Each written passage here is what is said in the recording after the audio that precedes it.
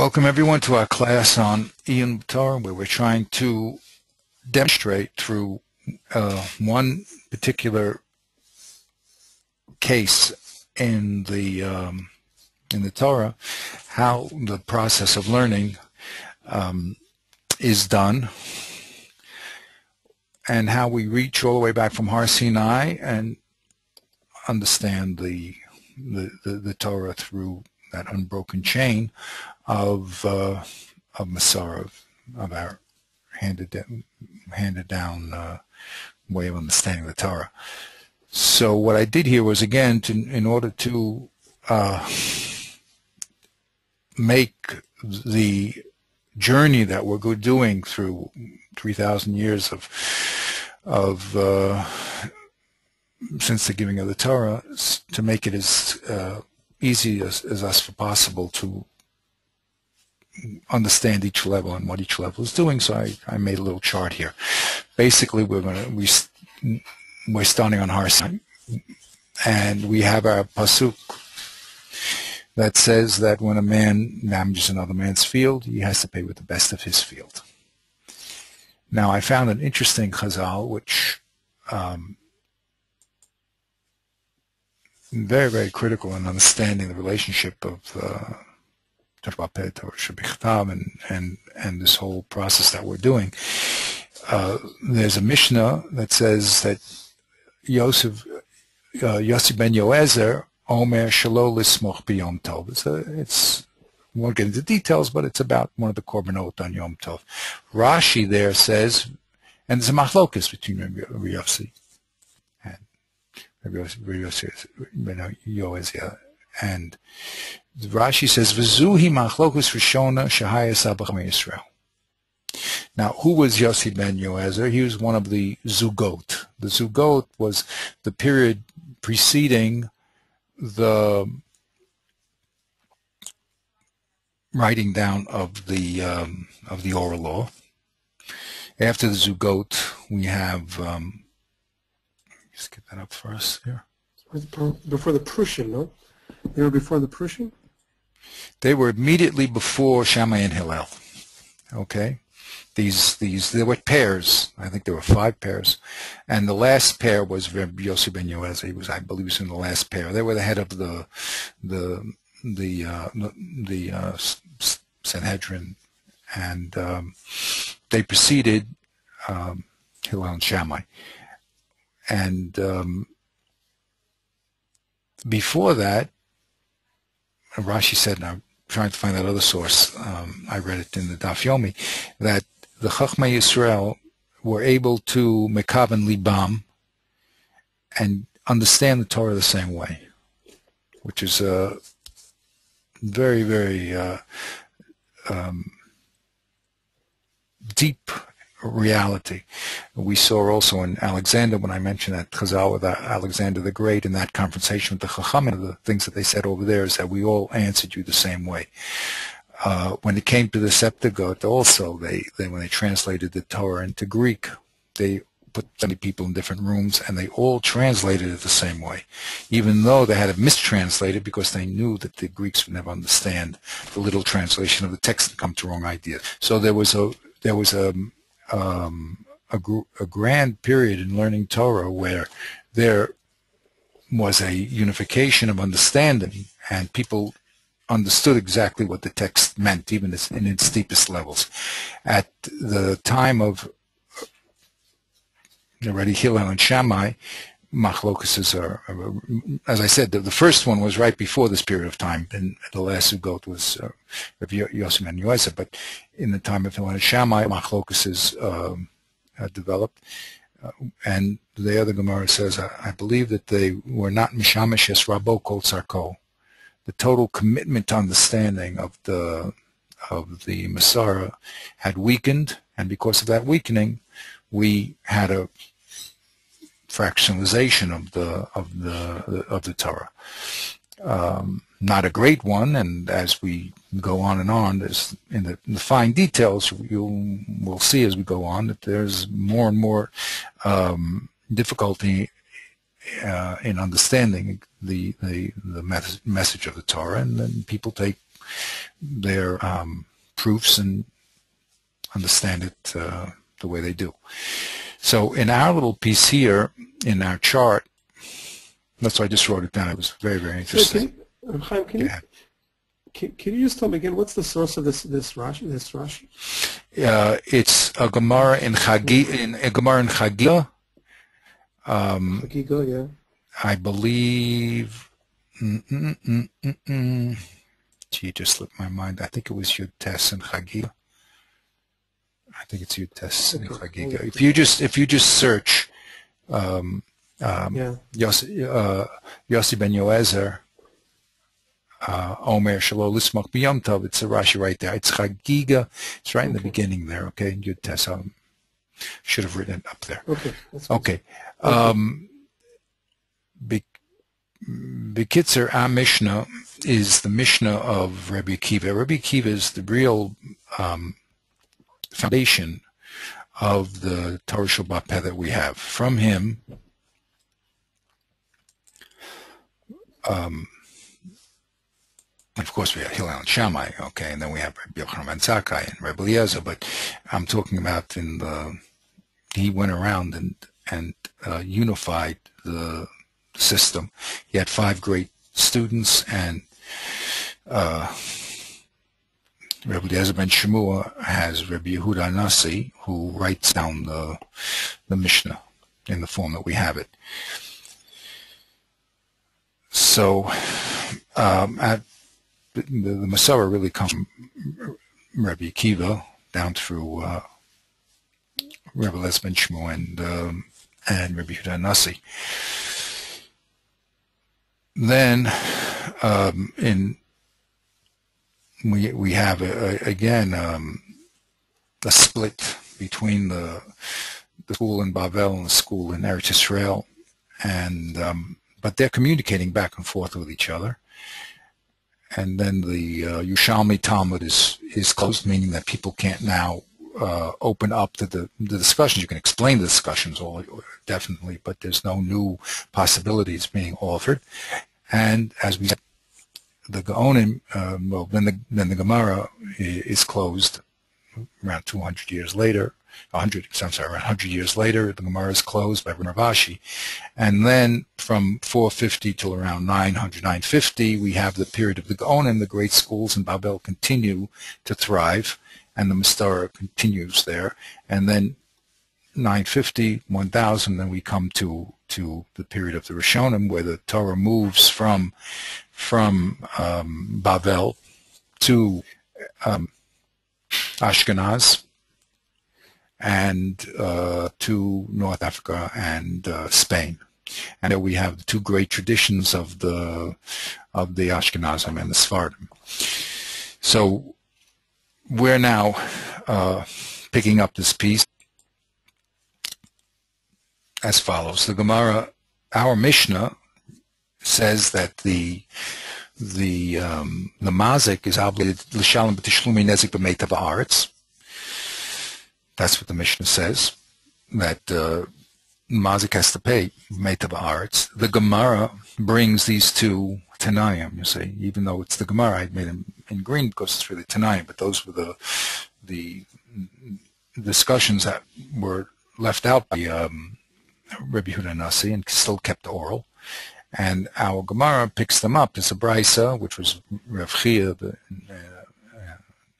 Rosh put together those Brisos, and handed them down, and they used it to explain the very, very brief explanation of the Mishnah, Rabbi Yehuda Nasi. So the Gemara now brings that Rabbi Shmuel and Rabbi Akiva, and they go right into the heart of the matter of Meitav with the Pesukim themselves.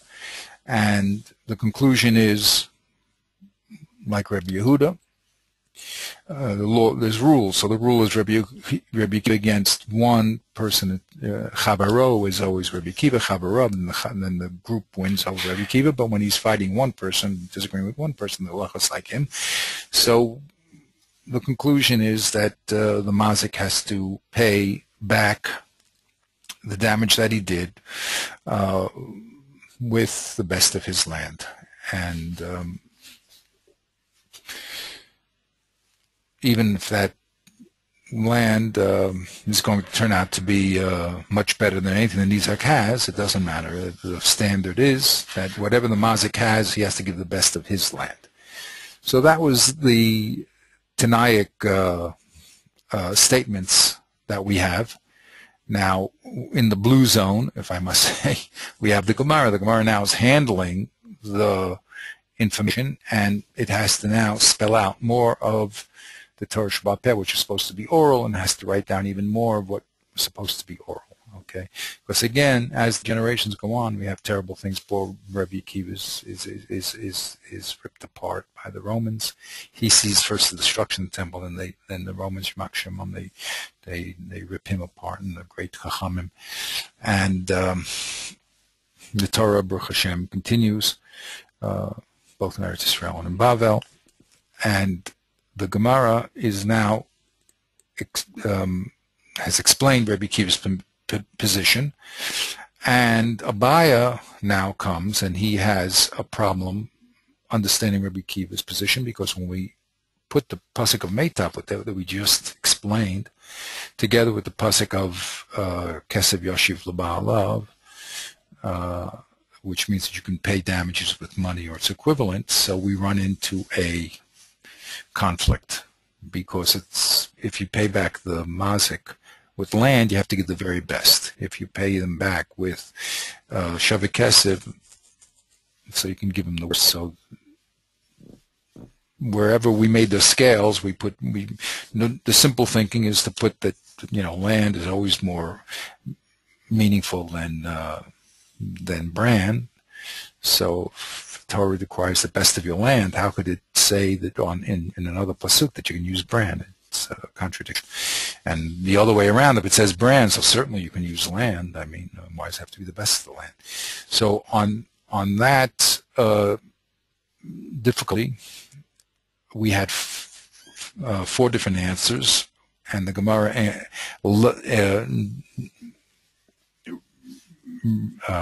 brought proof that Soter destroyed all those answers, and left the answer of Reb Papa, who was radical in the sense that he changed our simple perception, and he said, in this case, actually, movables are better than land. Why is that? Because we're looking at the aspect of being able to get your money back, and since land doesn't have very many customers, that's why the Torah said you have to give the best of your land. But when it comes to movables, you'll always get your money back, because the limited customers here won't be a problem, because you can find a customer in another town. So we're just worried that the Nizak gets his money back, and you can use any type of soup. And so that's how Reb Papa explained the situation. And also Reb Huna B'Rei Reb Yeshua, by the way, they both, as I said before, I don't want to say Reb Huna B'Rei Reb Yeshua because it'll get mixed up with the other Reb Huna. So at this point, the Gemara now explains what does Meitav mean? Is it relative or is it absolute? That means, do we say what happens if the Mazik has Meitav that's so good that his worst land is equal to the best land of the world? So does he have to give his super duper best, or can he give what's best in the world's eyes? And the conclusion over there was that he has to give his super duper best. According to that was the conclusion. Then we had another Gemara right after it, which said a statement of Rav Huna. Okay, and Rav Huna seems to be talking about our issue. It says Omar Rav Huna. He says O Kesev O Meitav. That's what he says. His Rav Nachman says to him, but wait a minute, if you're going to say Kesev, then you have to say Shavik Kesev. So you should have said O Kesev O Meitav, or you should say O Kesev O Shavik Kesev O Meitav. So Rav Huna explains that no, the reason why I left that out is because really you can give Kesev and Meitav l'chatchila. If you're the mazik, you can pay back in either one of those, and only if you don't have Kesev and Meitav, so then can you use Subin. Shavik Kesev, even Subin. So that seems to be a very good answer to Abaya's question. Abaya, after all, said, how can one hand you give the very best of land, and the other hand tell people you can give it the worst of Subin? So Rav Huna seems to be answering that very well, because the best of land you have to give l'chatchila, and if you don't have it, so then you can give subin any time. So that's where we left the Gemara. Then we went to the yellow zone. Wow, the yellow zone. We went to the Rishonim. Okay, so here the Rif, as we said, receives his vision from the Gaonim, and he tells us that two things. One, that Reb Papa's arguing with Rev Huna, and two, that the halacha is like Reb Papa, which means that the mazik has a free choice to give kesev, meitav, or any type of metaltalin, even subin. Rev Huna, the Rabbeinu Tam, who is, chronologically after the Rif, but not so much to mark a new generation where people cannot disagree. So he disagrees with the Rif, and he says that the halacha is like Rev Huna. Okay. Then the Rosh, who lives after Rabbeinu Tam, he's in the latter part of the Rishonim. He now is going to pasak like the Rif, but he does much more than that, and that's what we're holding now. So his job is to explain Rabbeinu Tam, spell out Rabbeinu Tam, because Rabbeinu Tam just gives a halacha that he just tells us the halacha is like Rev Huna. The Rif does give a reason why he says the halacha is like Reb Papa. He says that's, of course, Reb Papa is a Basroi, and we go after the Basroi. Rabbeinu Tam doesn't tell us why he rejected that position of Basroi. So the Rosh is going to do two things. One, he's going to explain why Rabbeinu Tam rejected the Rif. I mean, how did he take care of this problem that Reb Papa is a Basroi? And two, he's going to bring a proof to the Rif that the Rif is correct, that the halacha really is like Reb Papa. Okay, so that's where we're holding in the grand scheme of things. Okay, and this is like halfway done, believe it or not, because the student of the son of the Rosh is the Tur. His son writes the Tur Shulchan Aruch, and from the Tur comes our Shulchan Aruch, Rabbi Yosef Cairo, and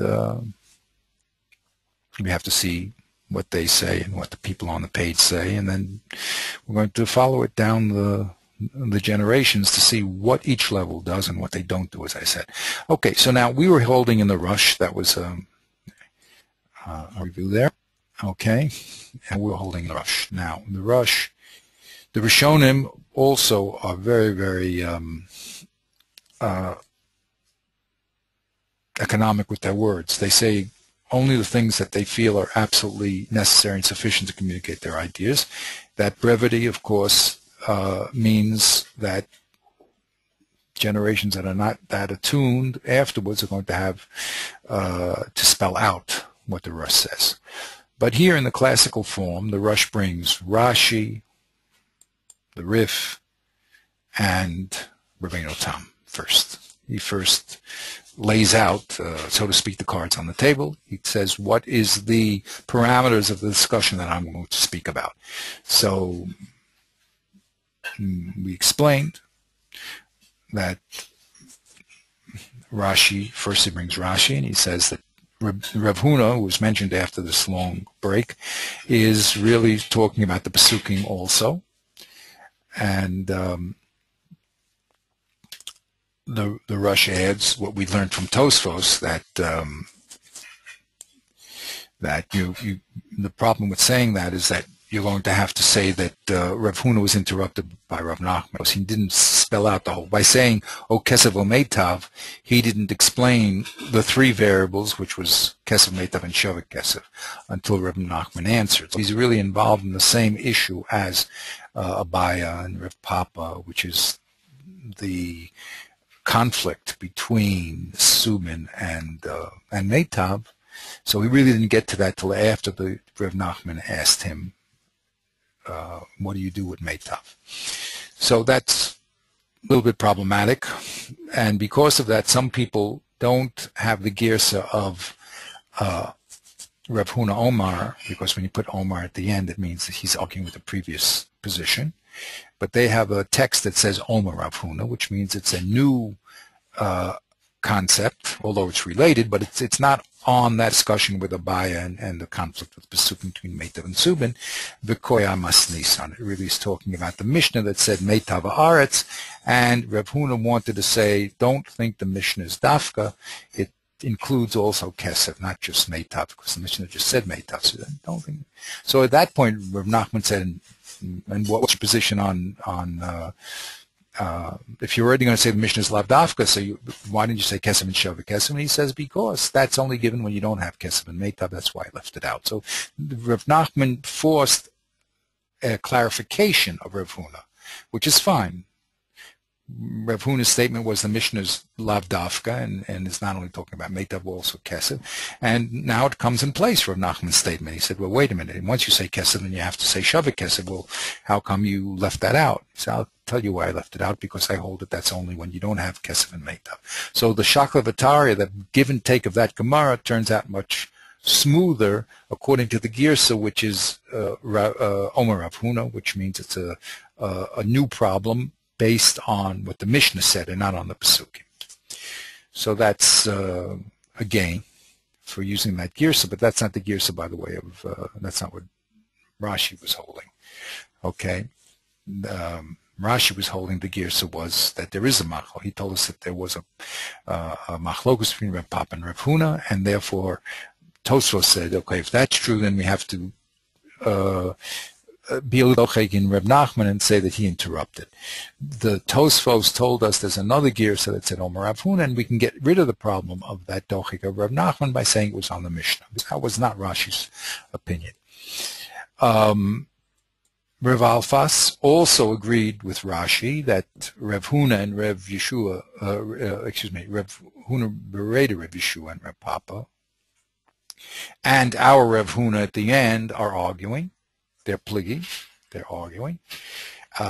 Since they, Rav Huna Bereda Rav Yeshua and Rav Papa, both hold that Kol Milei Meitav Hu Afil Subin, they hold all movables are called good, even Subin.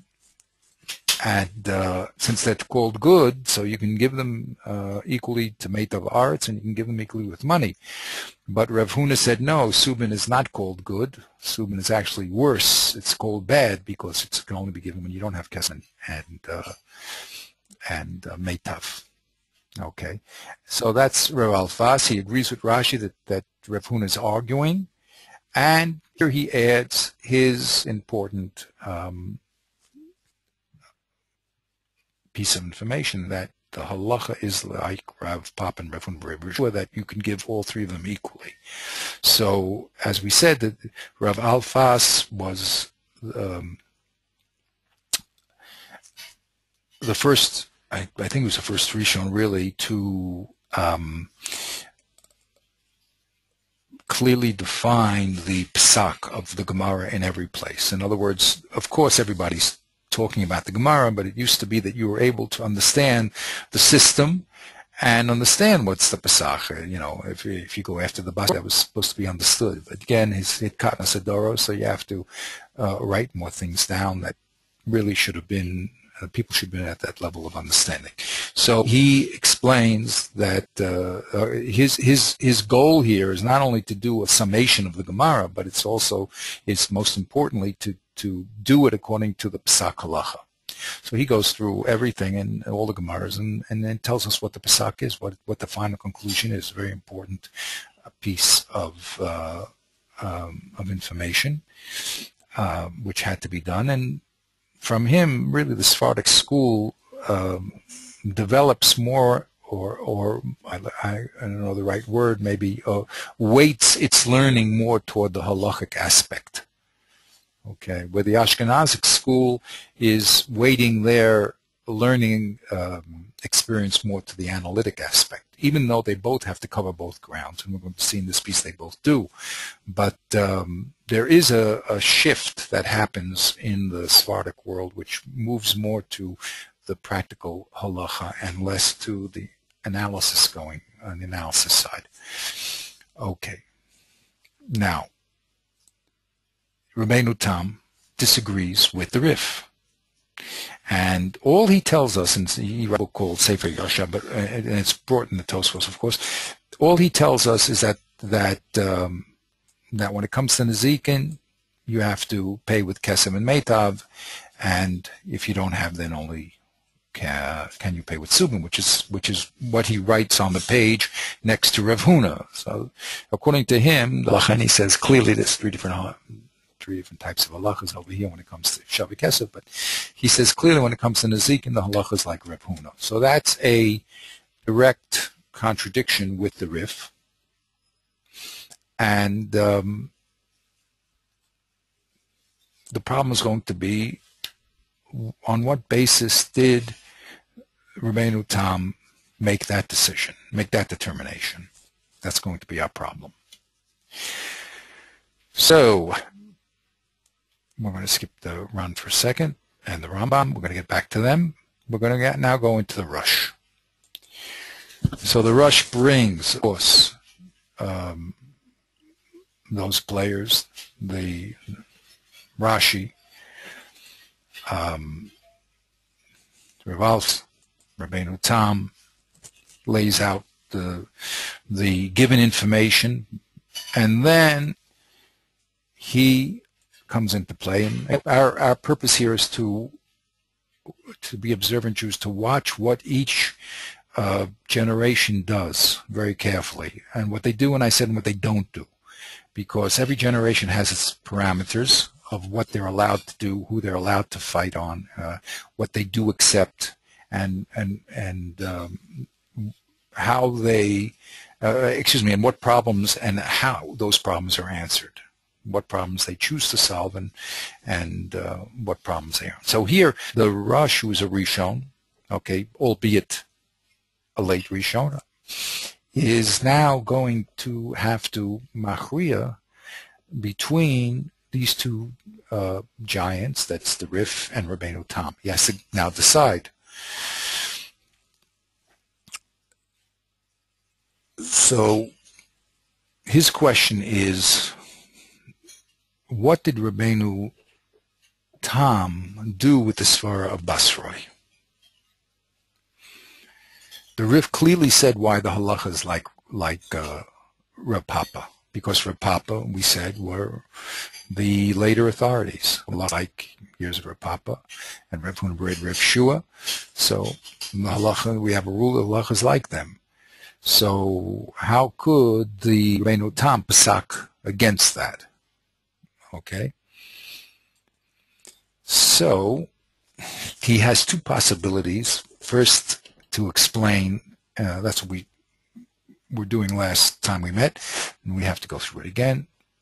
These are very subtle points. He had two possibilities to explain Rabbeinu Tam. One, and to get rid of this problem of Basroi. The whole problem is, why did Rabbeinu Tam not pasak like Huna in light of the Rif's clear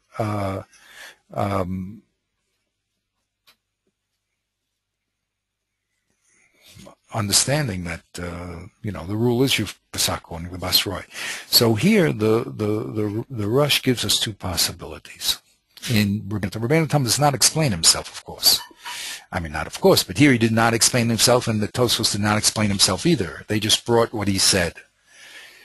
So the Rosh now is going to give two possibilities of how Rabbeinu Tam solved this Basroi problem and pasaked against this rule of Basroi. The first one was based on the fact that Rav Huna and Rav Papa are not arguing. So if Rav Huna and Rav Papa are not arguing, so you don't have to worry about Basroi, because even Rav Papa holds like Rav Huna, right? The other possibility is, no, that really Reb Papa and Reb Huna do fight, they do argue, but why did Rabbeinu Tam not worry about the Basroi? Because he found a Basroi of the Basroi, so to speak. Since Rav Ashi, who was the redactor of the Talmud, did not put Rav Huna in his proper place, that was a flag to say that the halacha is like Huna and not Rev Papa. Okay, so he, in a sense, found a later Basroi. Here's Rav Ashi. Rav Ashi and Ravina, they're the two people who put together the Gemara as we have it. They, again, consolidate all the learning from the generations before them up to the Mishnah, and they put down the form of the Gemara that we have. Okay, more or less after that, there's people called Sabarayim, and they add a few little things, but basically they formulate the Talmud that we have in front of us. So the Rosh postulates us that Rabbeinu Tam was saying, look, since Rav Ashi put Rav Huna out of place, he's really should have been before in the argument. If there's really is an argument, then he should have been brought first because he's chronologically first. And then Reb Papa should have been brought. So by the fact that Rav Ashi brought Rav Huna out of place was an indication that Rav Ashi felt that the halacha was like Rav Huna, and he is the Basroi. So if we say that they're pligi, that they're Rav Huna and Rav Papa do argue, we can solve the Basroi problem by saying that the halacha is like Rav Ashi. Like, Rav Ashi is the redactor, he's the Basroi of the Basroi. And the halacha is like Rav Ashi, and Rav Ashi put Rav Huna out of place to tell us the halacha is really like Rav Huna. That is what the Rosh did. Okay? Now, what I would like to do today, even though I said last time we would go over Rosh, what I do is to go a little further in the Rosh. Okay? And to see his third piece. Again, I always have this problem of time constraints. I mean, to really do the proper work on Rosh, it takes time, and I want you to see the progression of how things are going to be moving from generation to generation. So I have this conflict in my mind all the time of how much we should clearly explain each move and how much we should get the broader picture. Okay, so Baruch Hashem, we did what we did last time, and basically we explained that the way you get rid of the Basroi problem, as we just said, is that you say there's either no argument, and Rav Huna and Rav Papa agree. In order to do that, we're going to have to change the question of Rav Papa a little, and to say that why b'di'evid are you allowed to give any type of metaltalin? The answer is because you'll always get your money back. But he agrees that lechatchila you can't give it. The only question was b'di'evid, how come you can give the worst metaltalin? So we had to change that. That makes the Gemara a little difficult because we had to change the question of Rav Papa from a direct conflict between Meitab and Subin into an indirect conflict, which is really you have to give Meitav first, but how come you don't have to give Meitav when you give Meitav second? You don't have, when you give Subin second, I'm sorry. Okay. The second way he answered the problem, the Rosh, is that they really were pligi, and Rabbeinu Tam holds they were pligi, that they're really arguing, and the Basroi called Rav Ashi put Rav Huna out of place chronologically to flag the fact that the halacha is like Rav Huna. So those were the two answers of the Rosh for Rabbeinu Tam. That's his defense of Rabbeinu Tam. Okay, now we're going to go to a very exciting piece. Everything is exciting here. I mean, there's nothing here that's not exciting, but just subtle. Okay, so here the Rosh does his, actually I'm going to make that that should actually be number 3. Okay, so the first thing the Rosh did was bring us all the people, right? Then he had this problem with Rabbeinu Tam Why doesn't he hold like the Rif with Basroi? And now his last piece is to Machriya. He wants to now decide who's the halacha like. Is it like Reb Papa or is it like Rabbeinu Tam? So he says like this. V'nirin divrei Ralfas Iker. He says it appears to him that Reb Alfas is Ikar, which means his shot in the Gemara is correct, that that's the halacha. Okay, so I wrote here in gray because it's very easy to skip over or the spaces that the Rif has inside his text because he's writing so much in context. I mean, he's there, he's in it, you know. So I just wrote in gray what that means. Okay, so it's going to be, the Rif is going to be correct at what? 2 points. That Rev Huna and Reb Papa argue, number one, and the halacha is like the Basroi, which is the halacha is like Reb Papa. Okay, that's clear? Yeah. Okay. Okay. Oh, didn't work. All right. So I just trying to do some house cleaning there with that Aleph. Okay. So now he's going to give a phenomenal proof that the Rif is correct. And let's see if we can see that. He's going to say that he's going to bring another Gemara, which we're going to see in 1 second, that talks about Rav Kahana. Rav Kahana, who is the Talmidei, who is a student of Rava. And he's going to show us, and he says that this Rav Kahana is a Basroi, number one. He also is a Basroi. We'll look at him at the chart in 1 second. And he's Sover Kareb Papa Rev Huna Rebbe Shua. And he also holds like Reb Papa and Rev Huna Bereda Rebbe Shua. So let's just first map. Baruch Hashem, thank you, Rav Carmel, Olav Shalom, for making this map for us. It would be very, very difficult without this.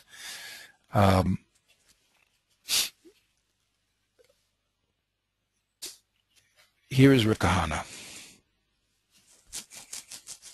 Okay, so he's even after Rev Papa, and he's after Rev Bereda Rebbe Shua. Okay, same generation, he's not so far away.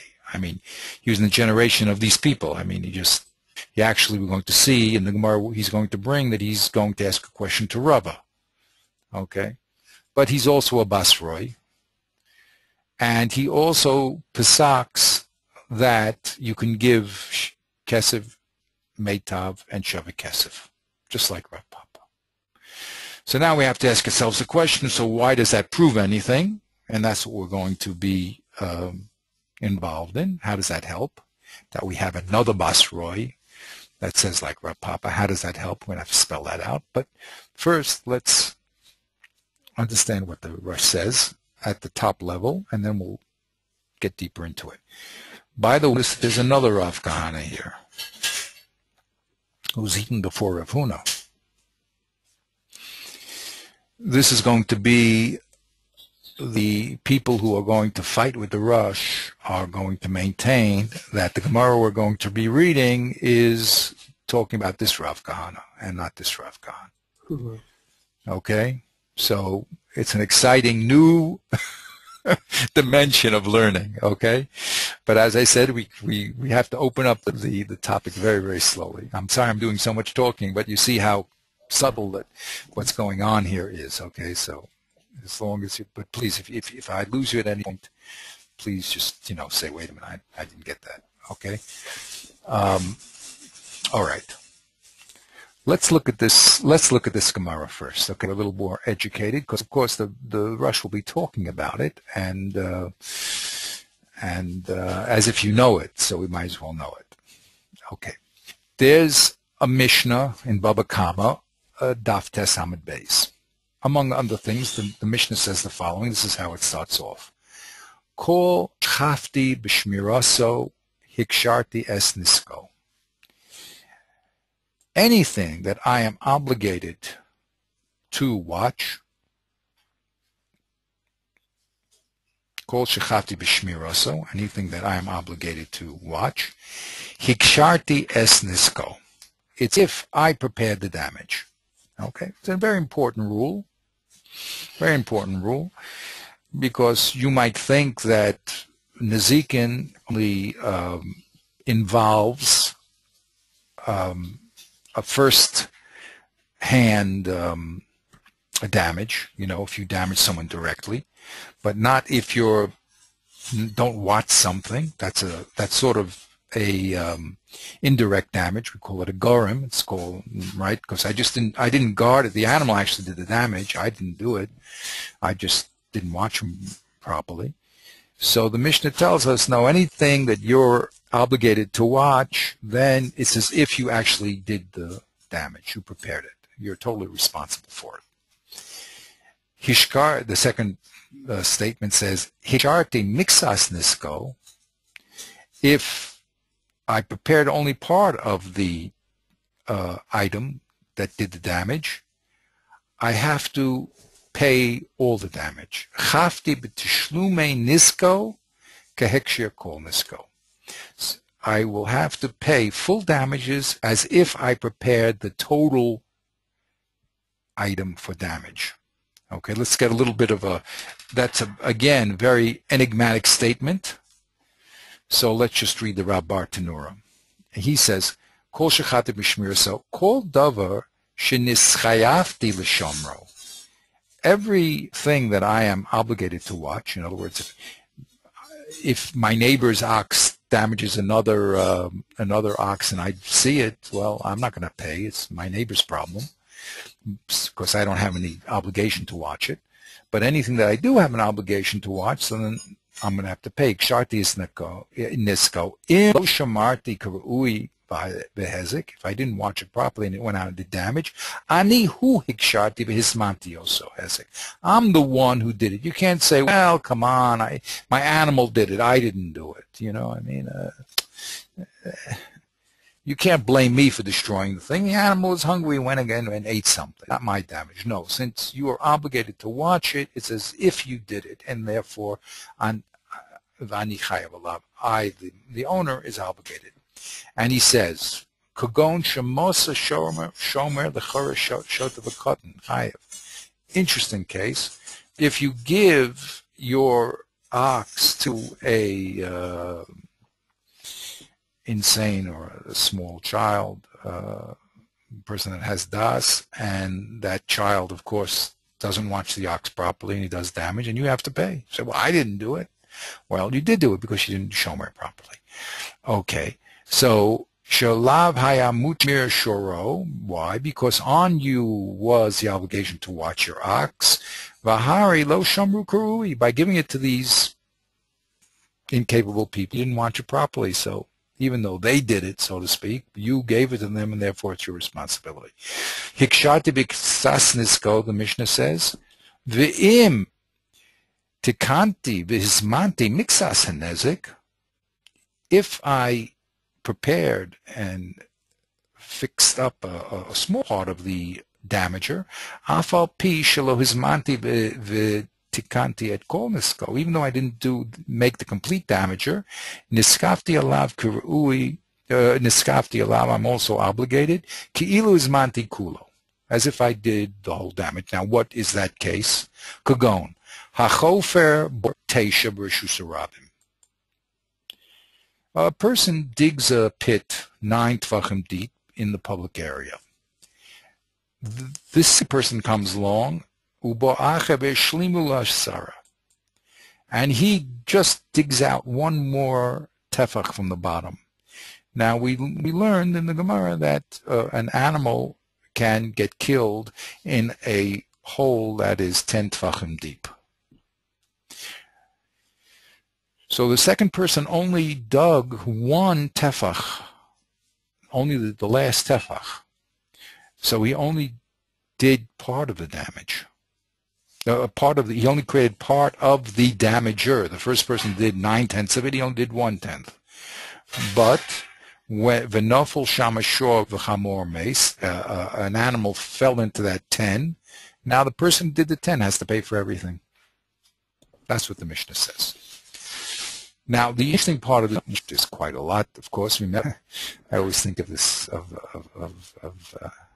Bill Gates and some, you're always, or through the looking glass, I don't know which literature you want to do as an analogy, but you're always going through, looking in to these texts and seeing more and more of their meaning as you go diving into them. Okay, so there's a lot of interesting things in these few little ones, because that's how the Chachamim write. They say a few words that are very, very dense, very deep. So here the key words we're going to investigate are Chafti B'tumei Nesko. These three words are bothering the Gemara. It should have said Hikshati Misnas Chafti Chasti B'Nesko. What's Tashlume? Chafti B'Nesko. I'm obligated for the damage. I created a little bit of the damager, so now I'm obligated as if I made the whole damager. So the Gemara says like this, Chafti b'tashlume nisko. So the Gemara says, Chafti b'nisko lo katani. It doesn't say if I prepared a little bit of the damage, then I'm obligated on the whole damager. I made a little bit of the damager, like I did tefach of 9. So it should have said, so I'm obligated as if I made all 10 tefachim. That's what it should have said. But it didn't say that. It talked about tashlumei nesko. So they're bothered. What is this tashlumei nesko? So the Gemara brings a brisa, as we see often done. The Gemara uses those brisos to explain what the Mishnah is talking about.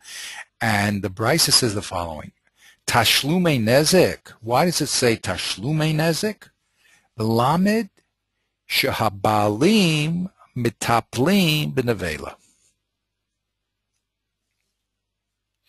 When a person does, in this particular case, let's say he did the 10th, he only dug the 10th tefach, and his friend's animal fell in and died. So he has to pay what's called tashlume nesko, which means what?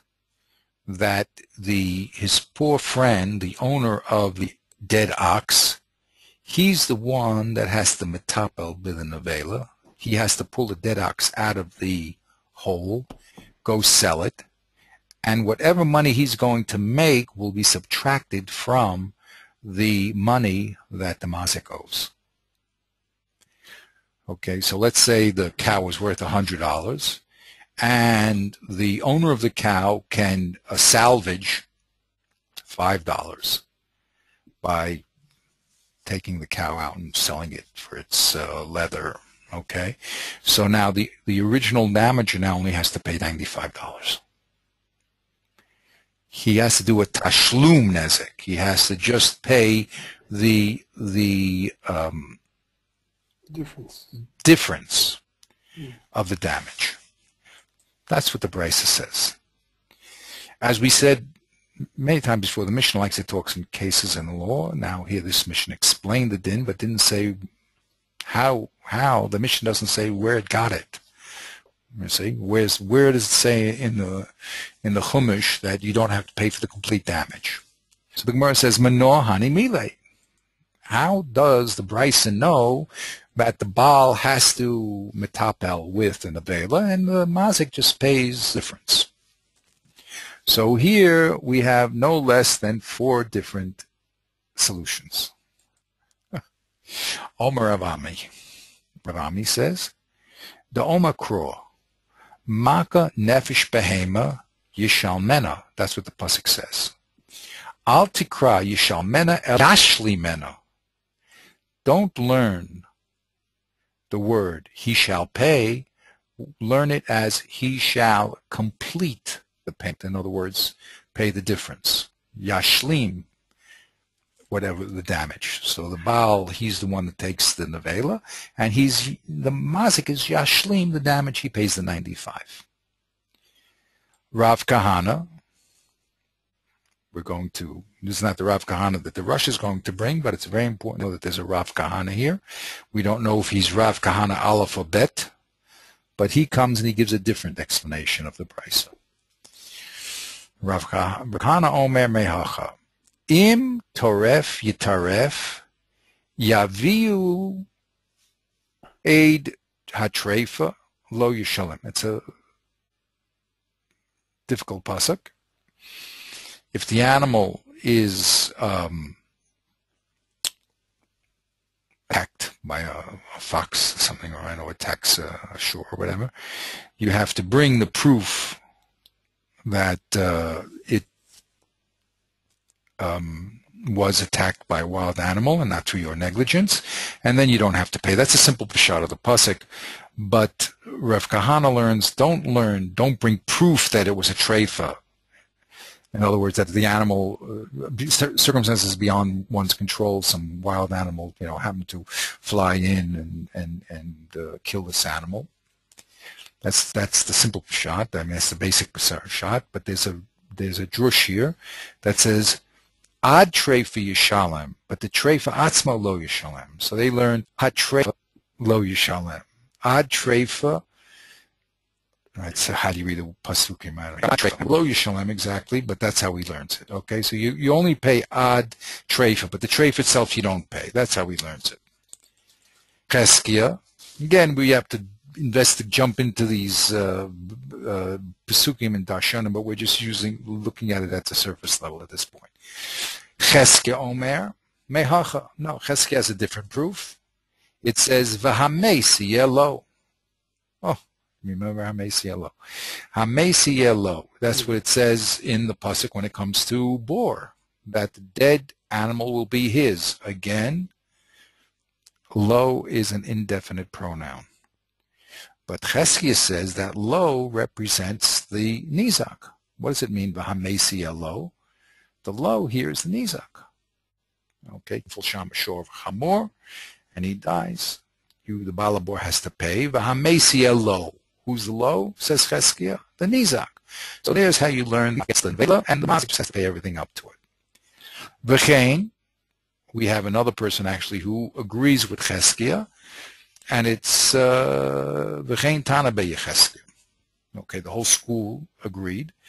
It says V'hamesi Elo, but here, which is very, very interesting, the Beichas, the school of Cheskia, not only brought the drush of Cheskia, but also explained it. And the following: Ata omer lenizak o eino lamazik. How did Cheskia know that this lo, which was an indefinite ref pronoun, refers to the nizak? Maybe it refers to the mazik. Amarta lo kachaya. I told you it can't be that way. That's all. That's all Tana Debei Cheskia said, the school said. Now that is another enigmatic symbol. It can't be that way. Why can't it be that way?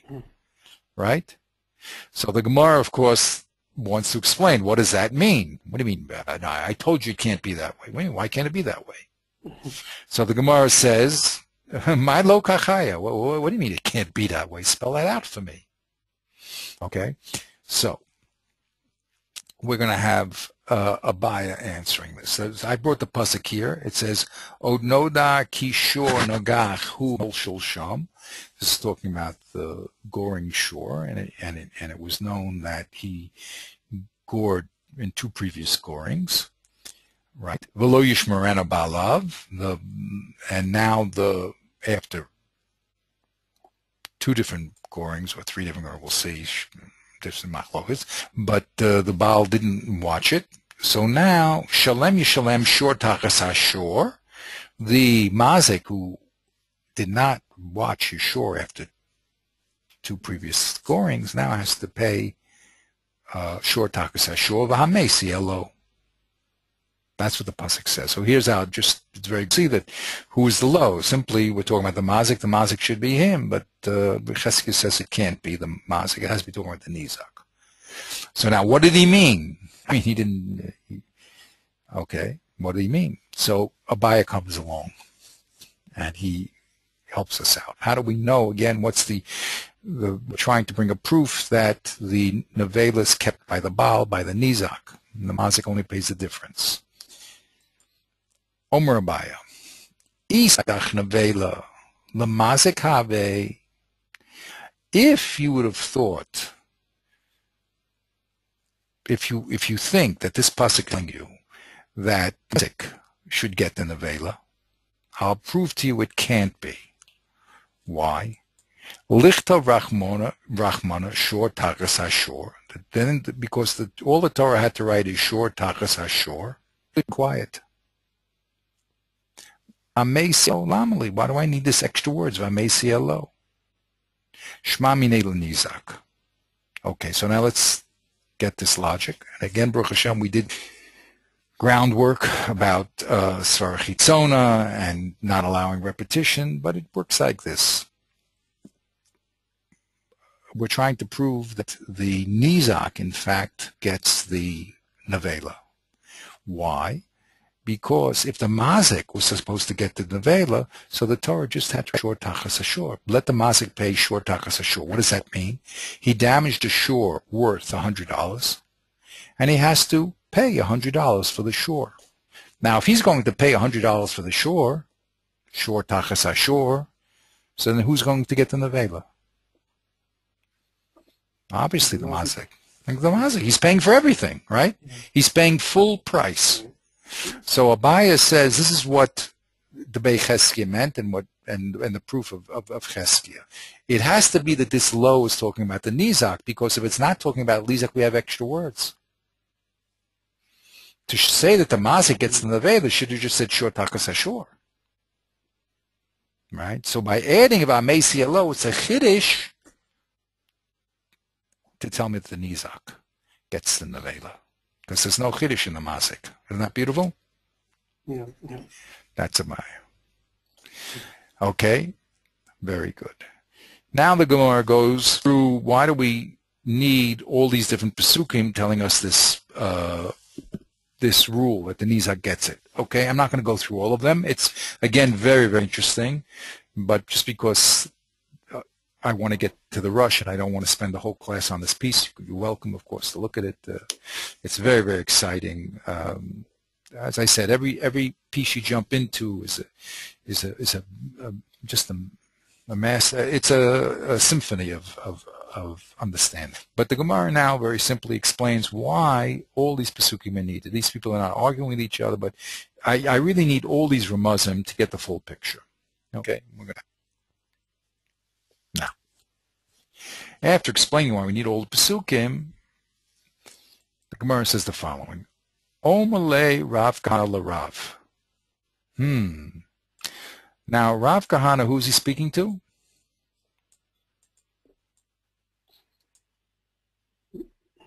Rav. Let's look at that chart. Here's Rav, all the way up here. The text we have in front of us says, Omalei Rav Kahana Rav. The Rosh maintained that Rav Kahana is a Basroi. Right? He's no Basroi. He's in front of Rav Huna. So therefore, the Rosh is holding it's this Rav Kahana that this Gemara is talking about. Okay. Wait, I'm not following. Why? The Rosh is saying, is going to bring the Rosh said that this Rav Kahana over here that I'm pointing to is a Basroi, and he agrees with Rav Papa. Okay? Our Gemara, and he's going to use this Gemara we're looking at right now. That's why I'm bringing it at the place. Okay? Our Gemara that's in front of us, the text we have in front of us says, Omer Rav Kahana Rav. Rav is all the way up here. And we're talking about this Rav Kahana, who's a student of Rav. So the text that we have in front of us happens to be saying, not talking about Rav Kahana, it's talking about Rav Kahana precedes even Rav Huna. Are you with me on that, or did I lose you? I'm lost. Which Rav Kahana is brought in the second Gemara that we just looked at, right? Let's look at Rav Kahana carefully. Oh, gotta push the buttons over here. You really get crazy. Okay. All right. This says Omele Rav Kahana Larav, which means that the text that we have in front of us is talking about Rav Kahana, the Kadmon, the person who was even before Rav Huna. Right. Okay. Right. Now, the Rosh has a different text in front of him. He has Omele Rav Kahana Larava, not Rav. Oh. So for him, this Rav Kahana is a Basroi. Okay? So we have a problem now. We have a problem now because we have now two different texts here. The Rosh's text is Omele Rav Kahana Larav, and other people are going to be learning Omele Rav Kahana, the Rosh's text is Omele Rav Kahana Larava, and that means Rav Kahana Iri Basroi. But other people have this text that says that Rav Kahana is talking to Rav. Now, of course, the Rosh is going to bring a raya from this Gemara that we're looking at now, that Rav Kahana is a Basroi. So his text is obviously not the text that we have in front of us in the Vilna edition. Mm-hmm. Okay, you with me? That's 100%. And a matter of fact, if you look at what he says,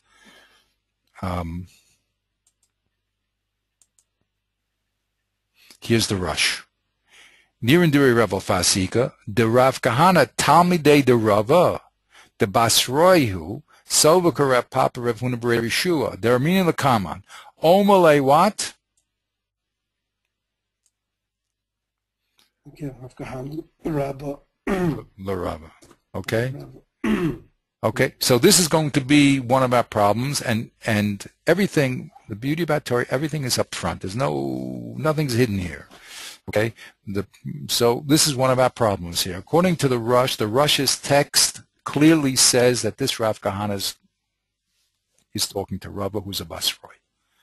And therefore he says, look, I'm going to find you another Basroi that agrees with Rav Papa. Okay? And of course, other people will say, this is no raya because he's not a Basroi. He's before Rav Huna. So how come he a cup for? So here's a problem, okay, but but that's the reality, okay. So, but now let's look at the logic, okay. Let's look at the reasoning and not the text first. Mm-hmm. Okay, let's try to get the reasoning here. Omele Rav Kahana Larav. He has the following difficulty. Elameata. He's commenting now on Abaya's statement. Let's get Abaya again, okay, because that was subtle, and I don't want to miss it. Abaya explained Cheskia is proof that the Nizak is metapel with an Avela with the following proof.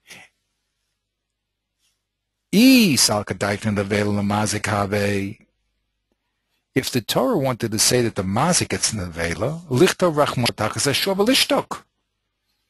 All it had to say was shor tachas ashor, and we would know that the mazik gets nevela. By saying v'amesi elo, it's coming to tell me that the nizak gets nevela. That was Abaya's proof. Actually, his explanation of Cheskia, the Bei Cheskia, okay, who was using this to show that the nizak is metapel b'nevela. Okay? Right. Good. So Abaya comes along, Rav Kahana now, he has a problem. He says, wait a minute. Elameata, what was your whole reason for proving that the nizak gets the nevela? Because of the extra words v'amesi elo, correct? Yeah. Because of Rahmana v'amesi elo. Now you're telling me, oh, the whole reason why we need the nizak gets the nevela is because it says v'amesi elo. Holav, if it wasn't for amesi elo, what would you have said? Hava mina nevela lamazik havi, correct? If it didn't have those extra words v'amesi elo, right, Abayo? Then what would I have said? Shor takas ashor, the mazik gets it. Right? So Rav Kahana says the following. Wait a minute. Hashta'i islay l'didei kama trefos. If the mazik had his own trefos, right? Yehivle, he could give it, right? To pay back the nizak. How do we know? The omamar yoshiv l'rabba shavik kesef afilu subin. We have a brisa. If the mazik wants to pay back in shavik kesef, he can pay it back, even subin. So he can give all these nevelas back. So he had a whole stack of nevelas. He could pay the nizak back with all the nevelas he wants. Diday, me boy. So why does the Torah have to say the nevela that the mazik is going to get from the nizak goes to the nizak? It's obvious it goes to the nizak. He can give his own nevelas to the nizak.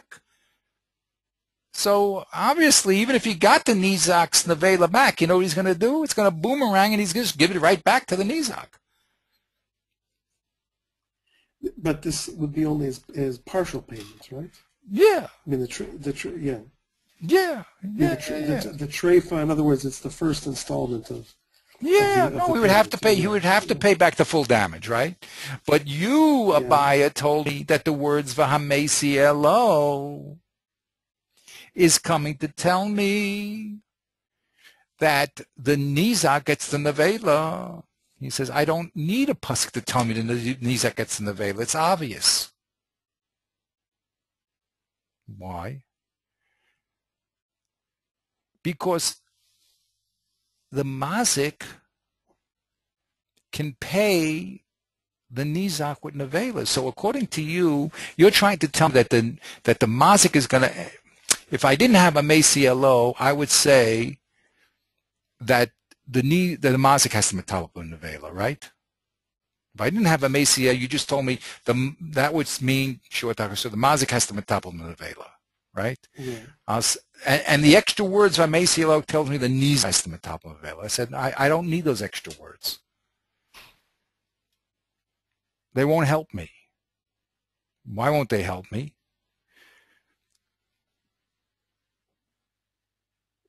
Because it's obvious that the nizak has to matapel menavela. Why?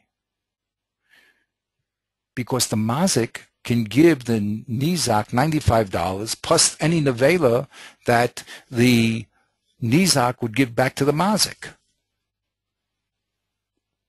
But then that doesn't make the first part of the pasuk wouldn't make sense, right? The what is it? Shor tachat shor, no? I forget the wording of it. Yes, shor tachat shor.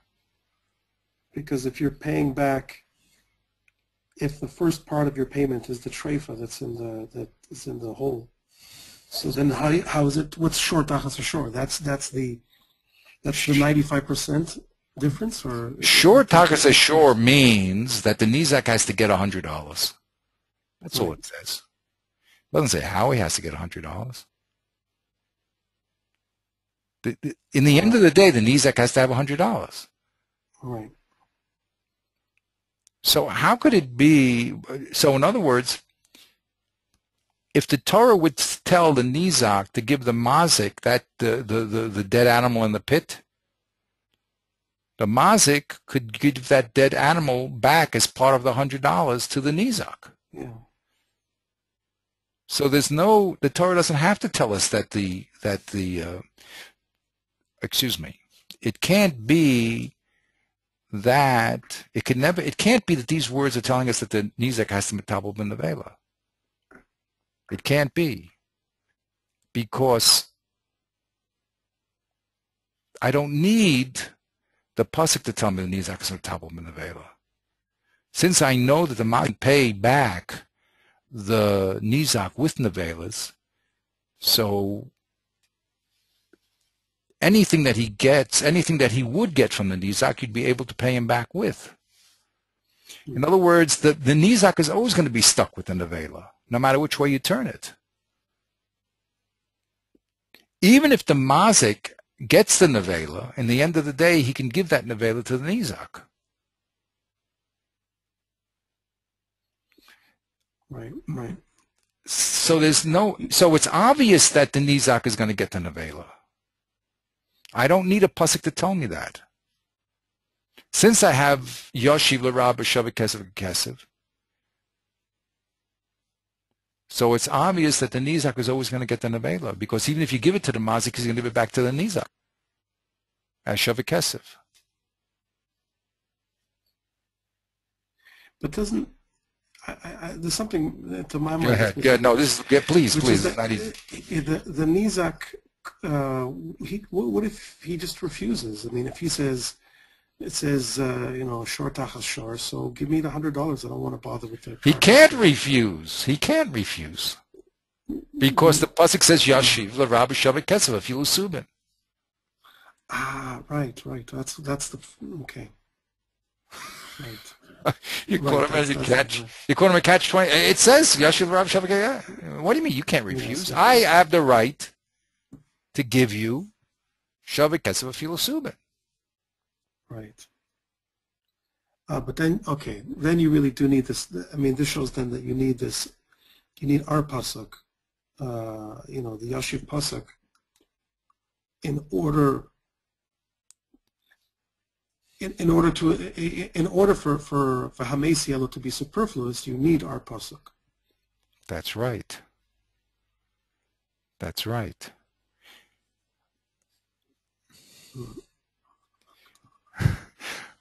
What does Rev Kahana say? I just want to finish this piece, and then we have to dwell on this. It's going to be I told you this would take us at least 235 years to figure out.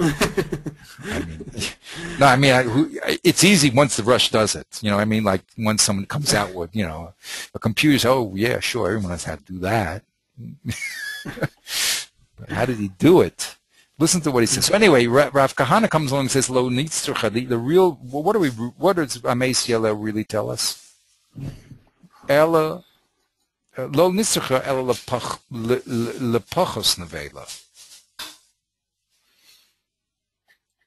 The difference, he says, that the chiddush of Amesi Elo is that the reduction in price of the nevela from the time of the damage to the time of a Mada B'Din, that's the nizak has to suffer. Okay, because it could maybe took a long time until they went to the din, or maybe they took a long time to get it out of the bore. So any loss incurred in the price, let's say the nevela, the date fell in the pit, was worth $5. But if he waited 3 or 4 days, it turned into a rotten carcass, so then it was worth $1. Okay, so that loss of that depreciation in the value of the carcass is suffered by the nizak, and that's the chiddush v'amei elo. It really is the nizak, but it's not to say that the nizak gets the nevela. That's obvious because the mazik can give him the nevela. But it's to tell us a more subtle point that if he doesn't take that nevela out of the pit real quickly and it goes down in price, so then he's going to suffer a loss. Okay? Right. Okay, that's a Gemara. So the Hamesi Elo then becomes an obligation, not a privilege. Yeah. In the first reading, it's purely a privilege. It's saying, he gets to keep the carcass, and then he is to. I don't know if it's. I don't know. Well, a privilege for who? By giving the nizak carcass, it's a little bit. He loses out a little. He has to go take it out of the ground. He has to go sell it, matircha, and all that stuff. You know what I mean? So it's not much of a. It's a privilege of the mazik. The mazik doesn't. He only has to do yashlimena. He has to do yashlimena. He has to pay exactly what he damaged. Now he didn't. The animal still has value, so they don't have to pay for that value. It's a carcass, it's in a pit, someone has to take it out. Well, the mazik doesn't have to pay for that because he didn't destroy that part of the animal, right? He didn't. That money still exists. Just means the nizak has to go and sell it and whatever it is. Okay, that's the simple. That was what Abaya said, but Rev Kahana says no. It's much more subtle than that.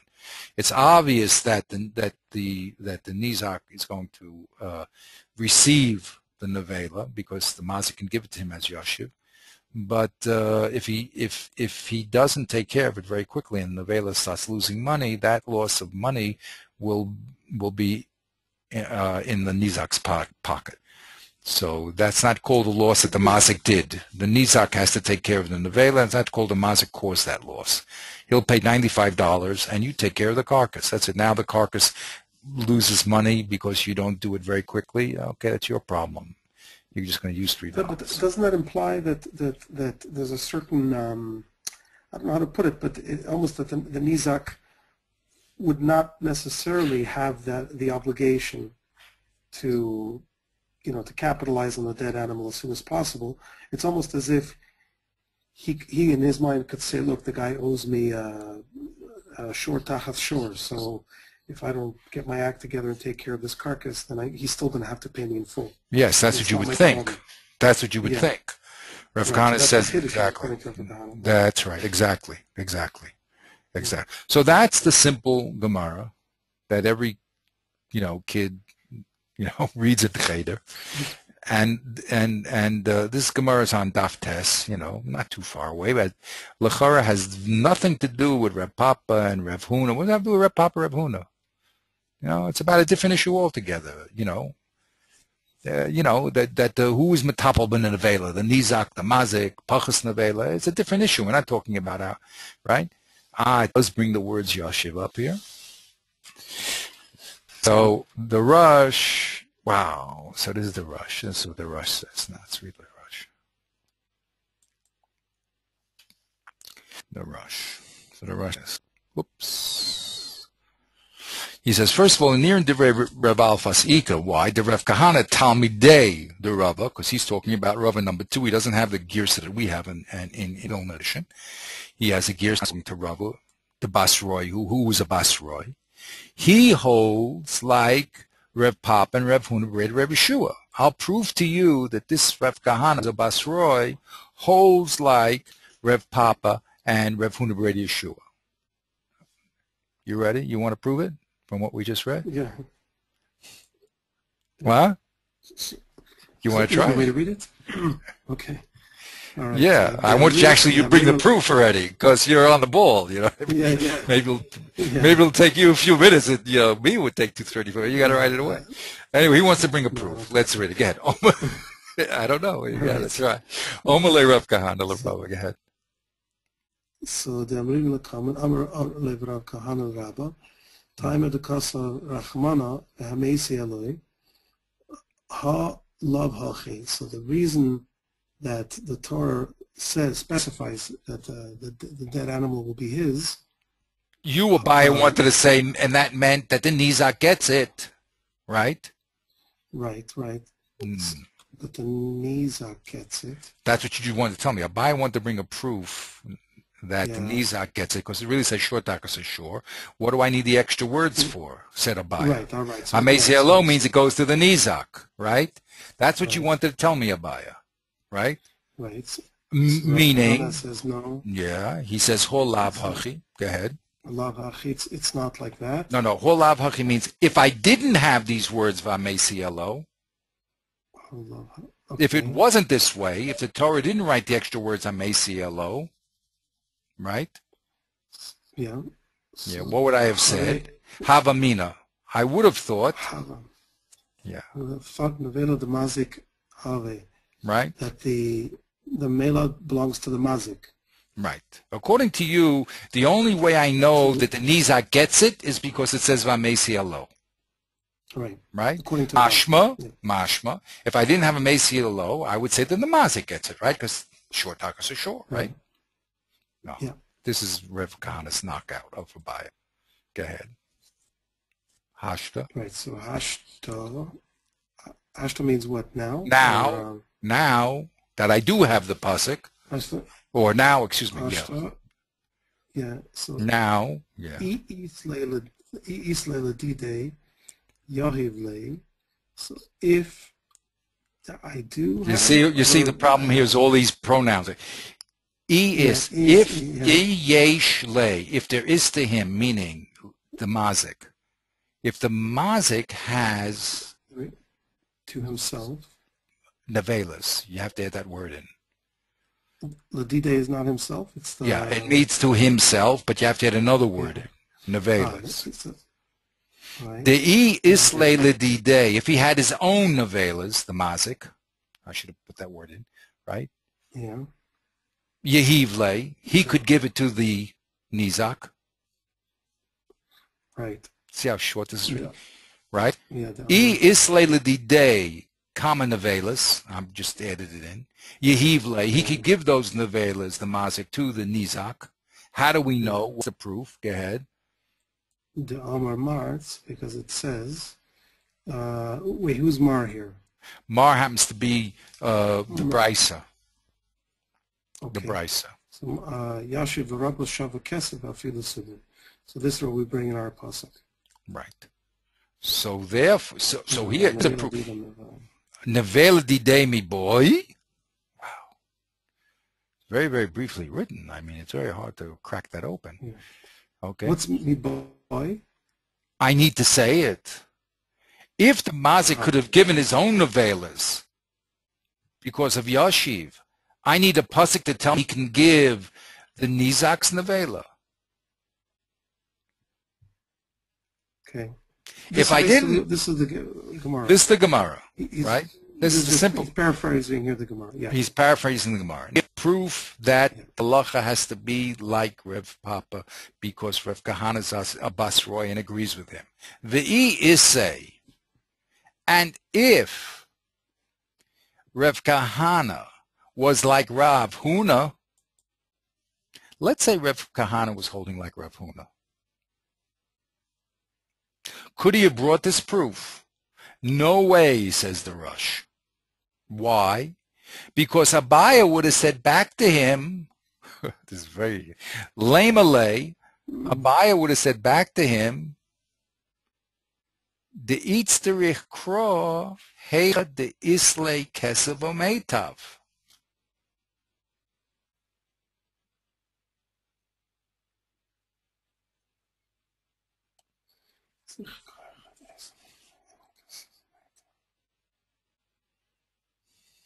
Wait, okay, I'm not, I gotta keep, there's a lot No, to you got it, exactly. I told you, I walked around by it, forgot a few times on this one. Okay. What can I do? Okay. Yeah, think. You have to think. It's not at all easy. So if Rav Kahana was in agreement with Rav Huna, so the pasuk, so we'd have to, he would need or he would understand, I don't know he would need, but he would have to understand our pasuk about Yashiv as saying either Kesef or Meta. When you have Kesef and Meta, and not Subin, only Subin can be getting B'diavad, right? That's Rav Huna. What's Rav Huna's position? You can only give Yashiv when you don't have Kesef and Meitav, right? Right, so he can't, I see, so he can't be with Rav Huna.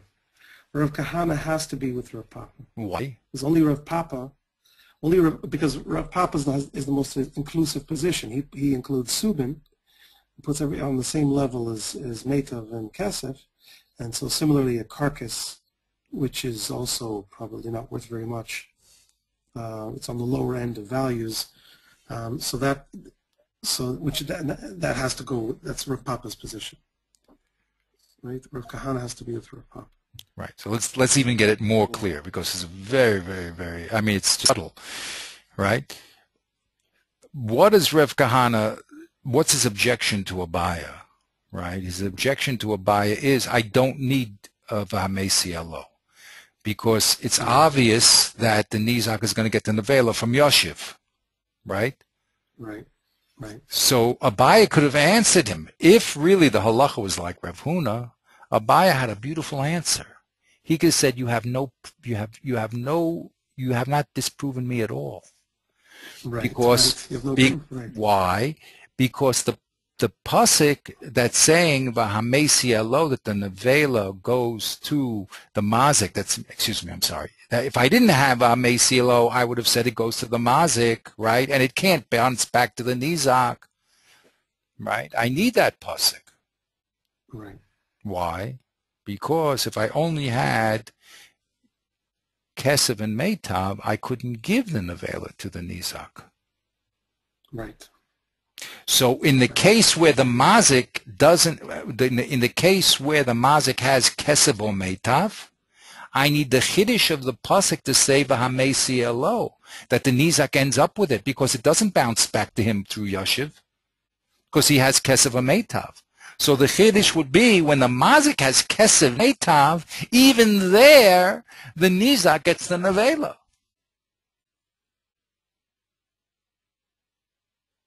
That would have been the Chiddush of the Pasuk if I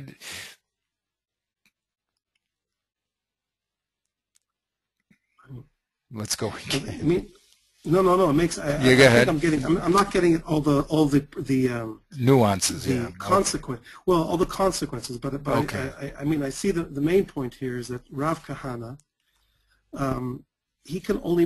he's saying, look, there's a superfluous. The second part of our, I'm trying. I can't remember all the psukim in my mind right now. V'hamesi elo. V'hamesi elo. He's saying that is already implied in our pasuk from about Yoshiv, but he can only say that in Rav Papa's reading. He can only bring that text as a proof in Rav Papa's reading, because only according to Rav Papa can that refer to any item. Basically, it goes down as low as Subin, and therefore it can include a dead, the carcass of a bull, because he would not be able to rely on the pasuk if we were going with Rav Huna's reading of the pasuk, right? Because that would exclude, actually, it would exclude something like a carcass of a bull, because it excludes Subin. So it's only b'diavad that we can use Subin, so you can't use that pasuk. Right. Wouldn't be able to. Right. Yeah. Right. So that's amazing. Really, it's amazing. I see, like, this is such an amazing example of the Darkei Gemara, the whole idea of this economy of psukim, and not just psukim, but words, single words. Right. That every one of them is assuming that there is a very tight economy. But it also, but even it's interesting because all of them are working with tight economies, but it's just that you have different readings. So Rav Papa's reading pushes the pasuk one way, and Rav Huna pushes it another way, and so you get different economies, Right. And as I said, though, the web of interaction changes depending upon how you set those psukim with each other. Right. Right.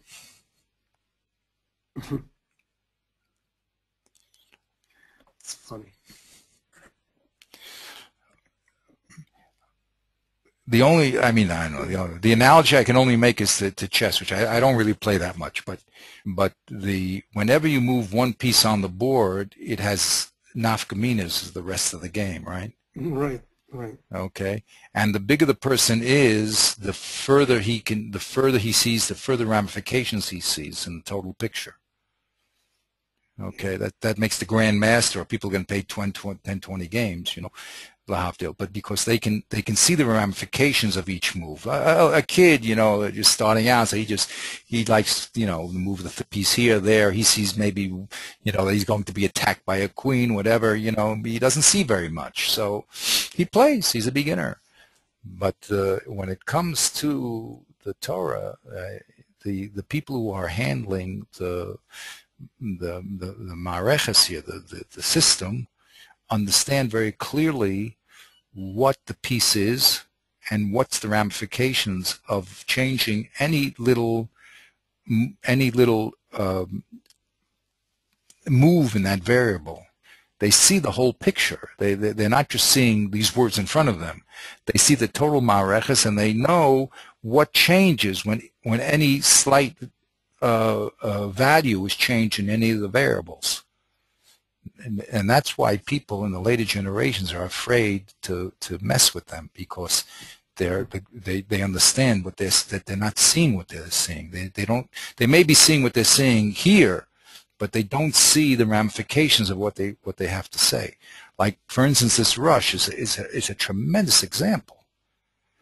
I mean, here's a Gemara that's it's not talking directly about our priest. It does bring Yoshev in, of course, but it's not on our issue. It's not one of the 5 people that we brought up talking about Yoshev, you say.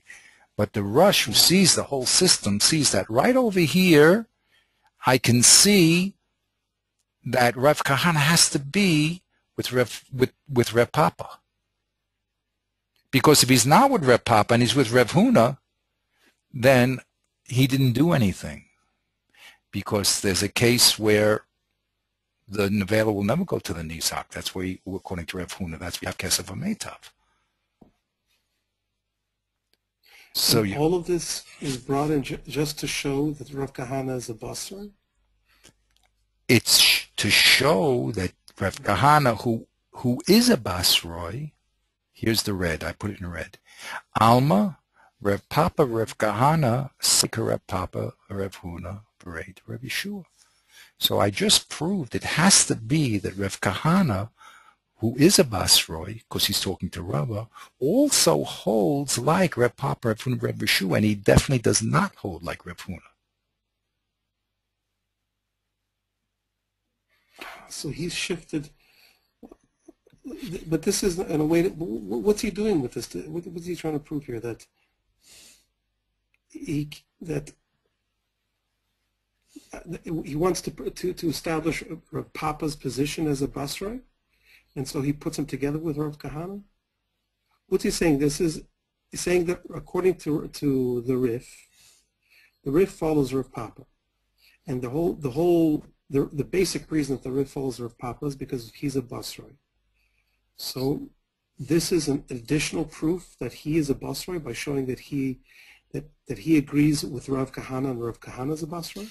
No, I mean, we know that Rav Papa, no, actually, your difficulty is a difficulty which is explained by the Nachlas David around 600 years later, okay? Again, he spells it out for us, because again, these words are very, very, very tight. What did he gain? What did he gain here? This was supposed to be a proof that the halach is like the Rif. Yeah.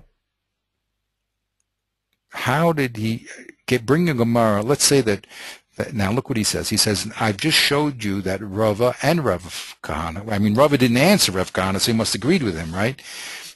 Of course, Rav Kahana said, let's get back to the text here. Omle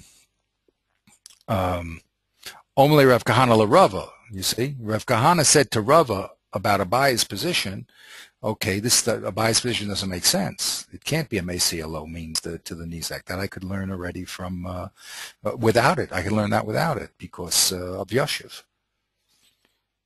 So Rava didn't say to him, come on, you can't because we're holding like Rav Huna. He didn't say that. So you see that Rav Kahana and Rava both hold like Rav Huna, like Rav Papa, and not like Rav Huna.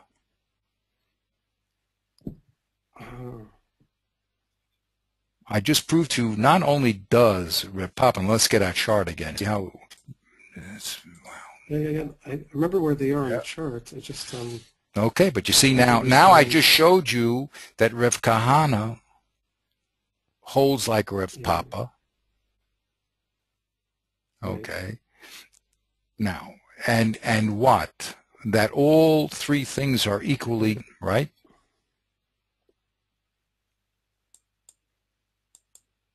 I mean, this is trying to prove that you can't bring in Rav Ashi as the definitive Basra. Ah, right? Very good. Very good. Why not? So according to that, exactly. No, you have now in your mind you have a very big problem because that doesn't prove anything. Rav Rasi, we said, is the Basroi of the Basroi. And what is? Let's go back to again. Go back to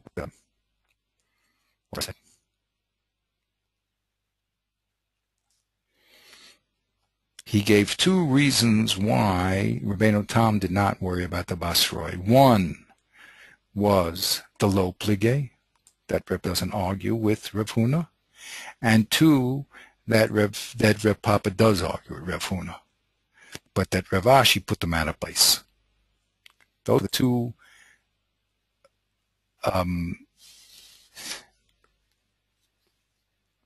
reasons why he gave to Rabbeinu Tam. Okay, to say not Basroi. So, okay, now, the first reason, let's go slowly, was that actually Rev Huna and Rev Papa do not agree. Do agree, I'm sorry, below pligay. That means that also Rev Papa holds like Rev Huna. That's the first way he got rid of Basroi. There is no Basroi here because the Basroi, who is Rev Papa, holds like Rev Huna, right? Right. What did he just prove now by Rev Kahana?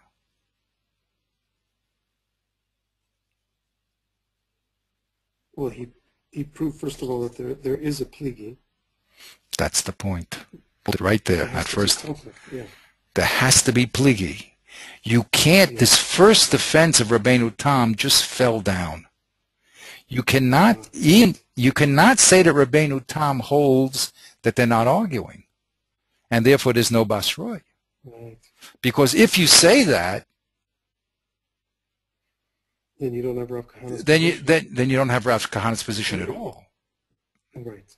Right. So you'll say, okay, Rav Kahana's another position, right?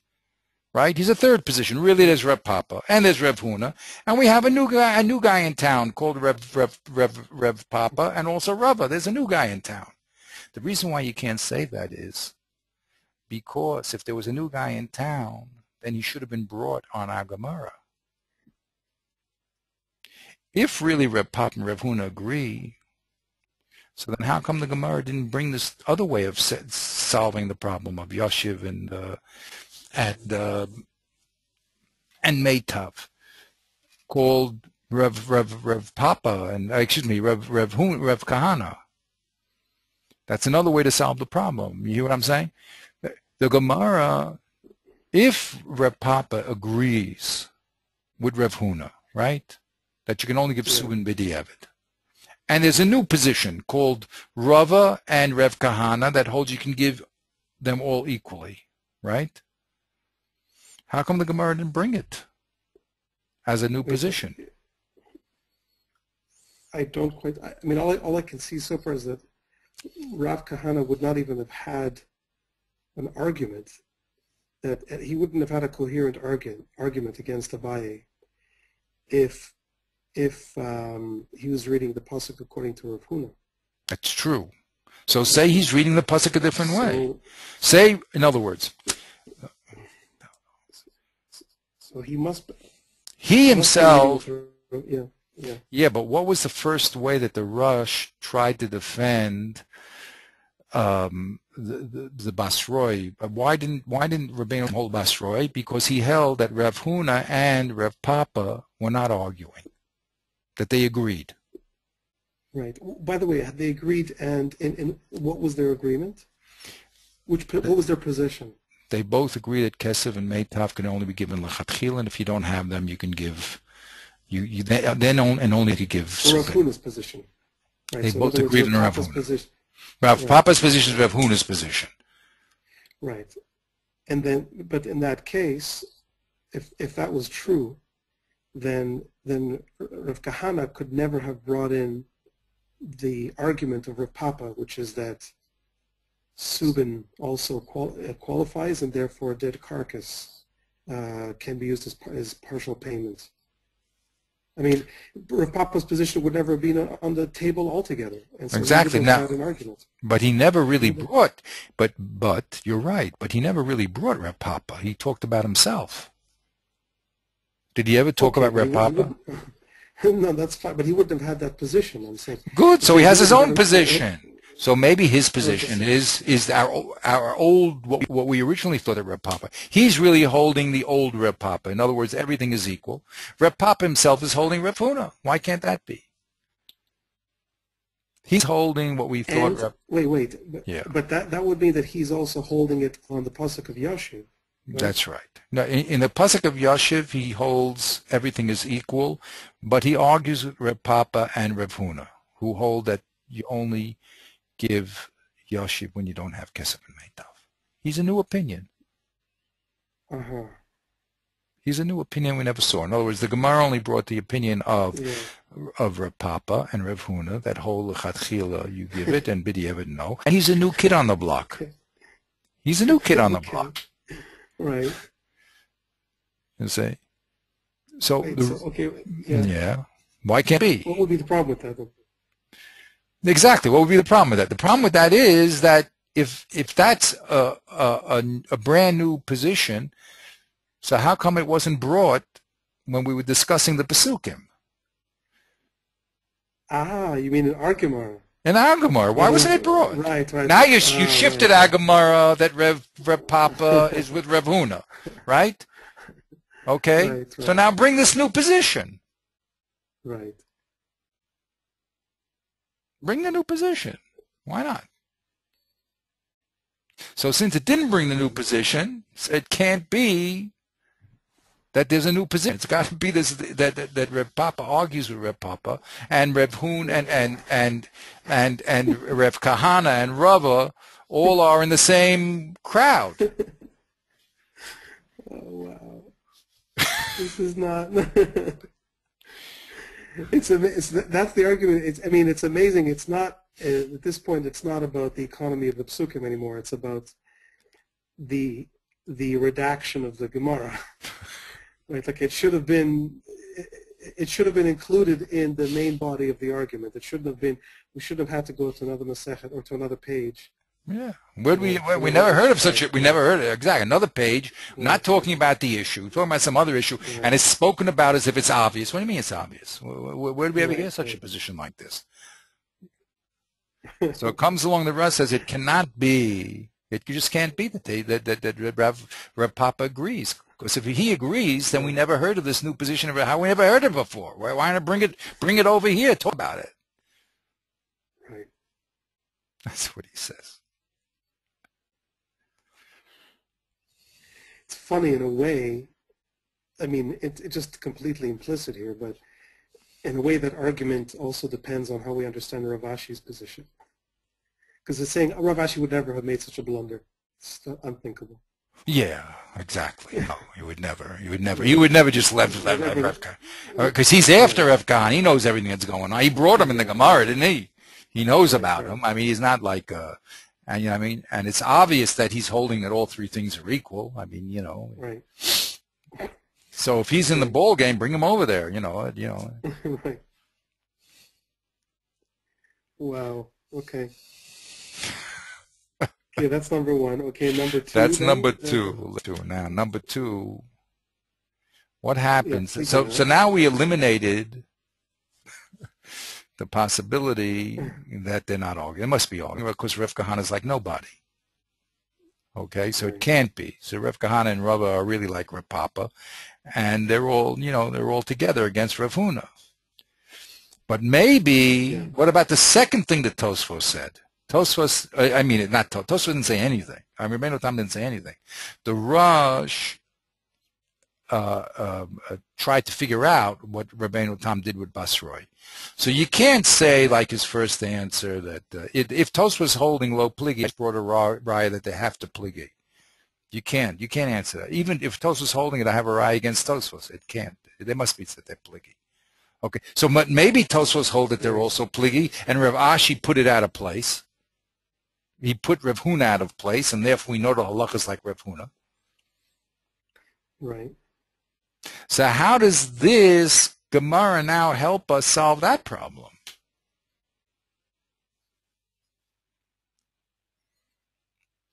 Right, because Rav Kahana, he becomes since he joins up with Rav Papa as the Basroi, so it doesn't. I'm not quite getting it, but it's some of the fact that there's two Basroim together who are in agreement makes it awkward to say that Rav Ashi made Rav Huna the Bas. No, Adarabba, you could still, first let's get the kasha. This doesn't solve that question because simply we have Ahana, right? And we have Reb Papa. They're disagreeing with Reb Huna. Okay? Now Rav Ashi comes along, he puts Reb Huna out of, no, I'm sorry, it's the wrong Reb Huna, it's Reb Huna, I'm sorry. Rev Papa and Rav Huna Bereda, Reb Yeshua, and Rev Kahana, they're making a gang of 3 over here, and they're all fighting Rev Huna, right? And Rev wants to tell you the halacha is like Rev Huna, so he puts him at last. That's the second understanding of Rabbeinu Tam, right? So how does this help? Right. L'chara, it doesn't help. That, in other words, it eliminates the, if Tosfos was holding that they weren't arguing, bammo, we can knock Rabbeinu Tam off, I'm sorry, right? Because they have to be arguing. But there's another possibility. Maybe Rabbeinu Tam holds that they really are arguing, but Rav Ashi put Rav Huna out of place to tell us that the halacha is like Rav Huna. This Gemara doesn't help us with that problem because Rav Kahana here, Rav Papa's here, Rav Huna, they have a gang of 3, wonderful. They disagree with Rav Huna. But Rav Ashi, the Basroi, he put Rav Huna last to tell you that the halacha is like him. So this fact that he just found Rav Kahana and to add to the chorus of Rav Papa and put Rav in there also, why not? That doesn't help. What about the problem that if Tosfos is holding it's the out of place? That's what made us the thing, right? The reason Rav Ashi, the Basroi of the Basroi, he put Rav Huna out of place to tell us, forget about all these little, guys over here, these Basroim. We don't care about those Basroim. I'm telling you the halacha is like Rav Huna. I'm the Basroi. How did he know? Everything else is another story. But I'm telling you that the halacha is like Rav Huna. And I want you to forget about all these Basroim over here. Because I'm putting Rav Huna after all of them when he belongs in front. So if that's Rabbeinu Tam's position, the fact that we found Rav Kahana doesn't seem to be adding anything. Right. So because of that, we have to now see what the Rosh says. Inami de pligia adadi, and this is how I'm going to remove Rabbeinu Tam. Go ahead, read these words here. The cover of Ashi, Shinuya the Rav Huna be'acharena, and the fact that the cover is kind of like kavua, established. Rav Ashi. I'm sorry. I'm in the wrong place. I'm sorry. No, here. Here it is. U'mechuva b'kulan. Okay. All right. I'm sorry, I was in the wrong place. And the clearest knockout of Rabbeinu, mechuva means the clearest. It's like white.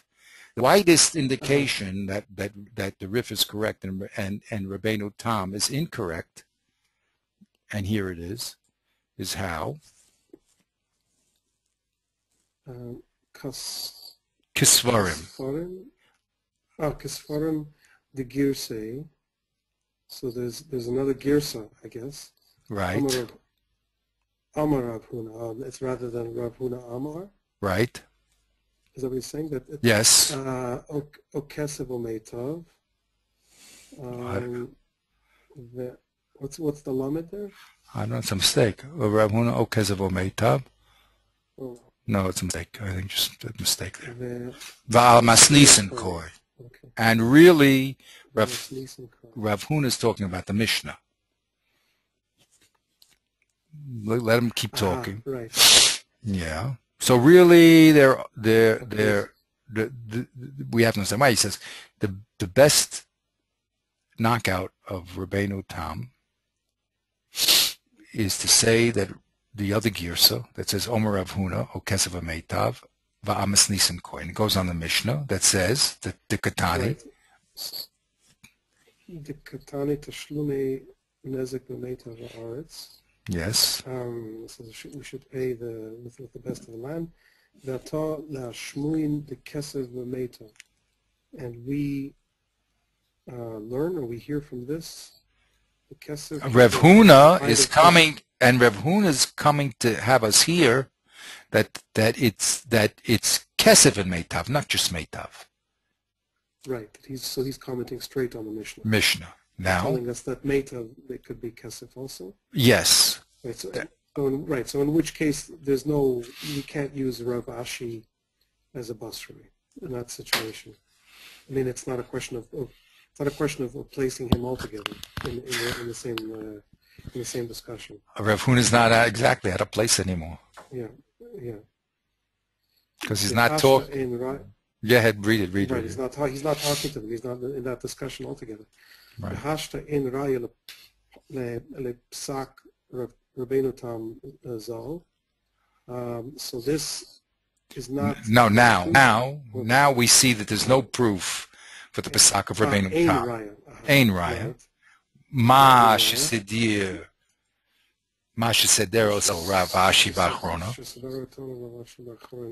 Why? Now there's no more proof anymore. The fact that Rav Ashi put it, Rav Huna at the end. Put the Rav Huna at the end. Yeah. The Amasinan. Amasnisin. Then on the Mishnah, Omra Milte. That Rav Huna on the Mishnah was saying his words. Speaking. Right.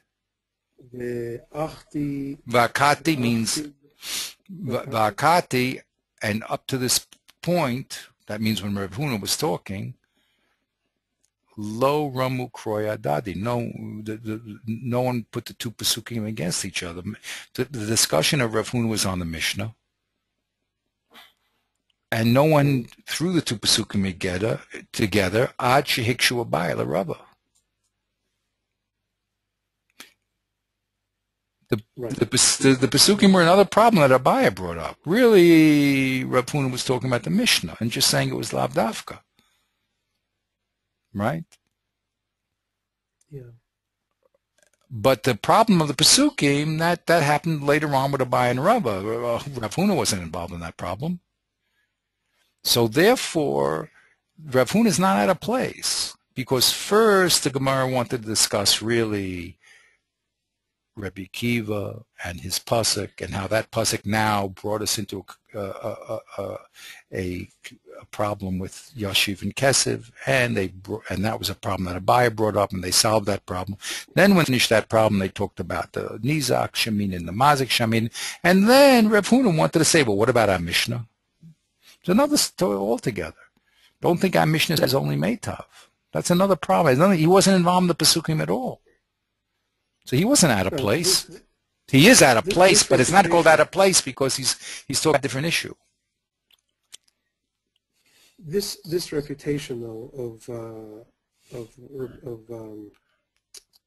Tom, this doesn't have the same strength as the first part. I mean, because this is just an alternative reading, essentially. I mean, he's saying it's not just an alternative reading. He's saying that ein raya le psak, that it's not a definitive, like it's not a necessary and sufficient reason to go with that psak. In other words, there's another way of reading it. You can't prove that the only way to read Rav Huna is to say that he is part of the discussion. We could also say that Rav Huna is discussing the Mishnah directly. He's not really part of the discussion. But and therefore there's a way out of Rabbeinu Tam's reading. But it doesn't prove that Rabbeinu Tam's reading is I mean, the first part is almost, it shows us an inner contradiction, right? Right. This doesn't show an inner contradiction. It just shows an insufficiency principle here. Yeah, well, because, excellent, you're saying very good. You said because what happens to Rabbeinu Tam is holding the other girsa. Yeah. Well, so what did this prove? So Rabbeinu Tam holds the other girsa. You're trying to bring a proof to the Pesach of the Rif. How can you bring a proof to the Pesach of the Rif from another girsa? So Rabbeinu Tam holds the other girsa. Right. It's true, according to this girsa, so then out of place doesn't mean anything. Very good. But so Rabbeinu Tam holds the other girsa. Out of place is relevant. So what have you proved? Right. Because, I mean, this eliminates, again, the Basroi issue very nicely.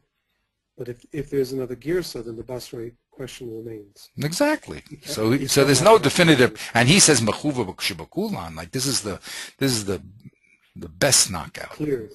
Right. Yeah, but what do you mean? It's not a clear knockout. You just have a very nice girsa. If that's the Rif's girsa, so fine, and Rabbeinu Tam would be in trouble. But Rabbeinu Tam has the other girsa. So how did you remove Rabbeinu Tam? So he has the other girsa. There's two girsas. There's this girsa and the other girsa. Rabbeinu Tam has one girsa, and Rif has a girsa. So what did you prove the Rif for? You just established that the Rif could say what he said. Fine, but you didn't knock out Rabbeinu Tam at all. He holds the other girsa, right? Well, what did you do? If this was the only true girsa, you're right. But we know there's another girsa, so you didn't destroy Rabbeinu Tam. Where's your disproof of Rabbeinu Tam? Right.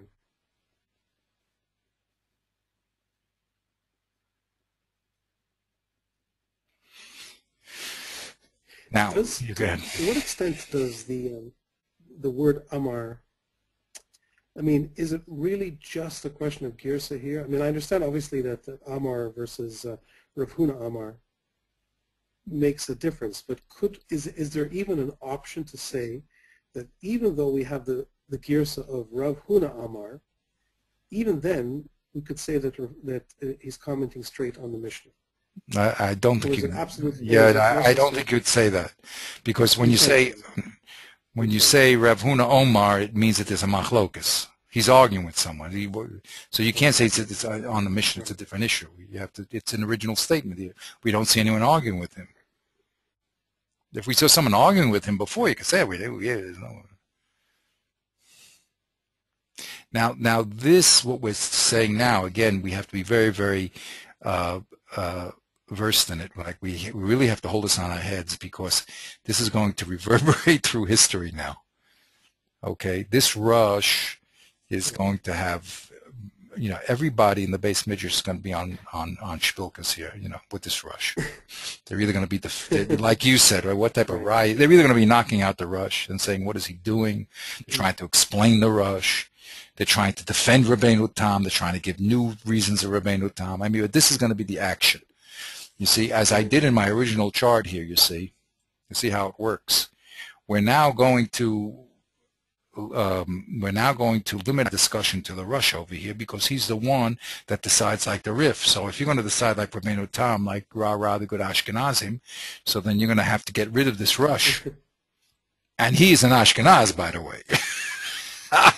Right.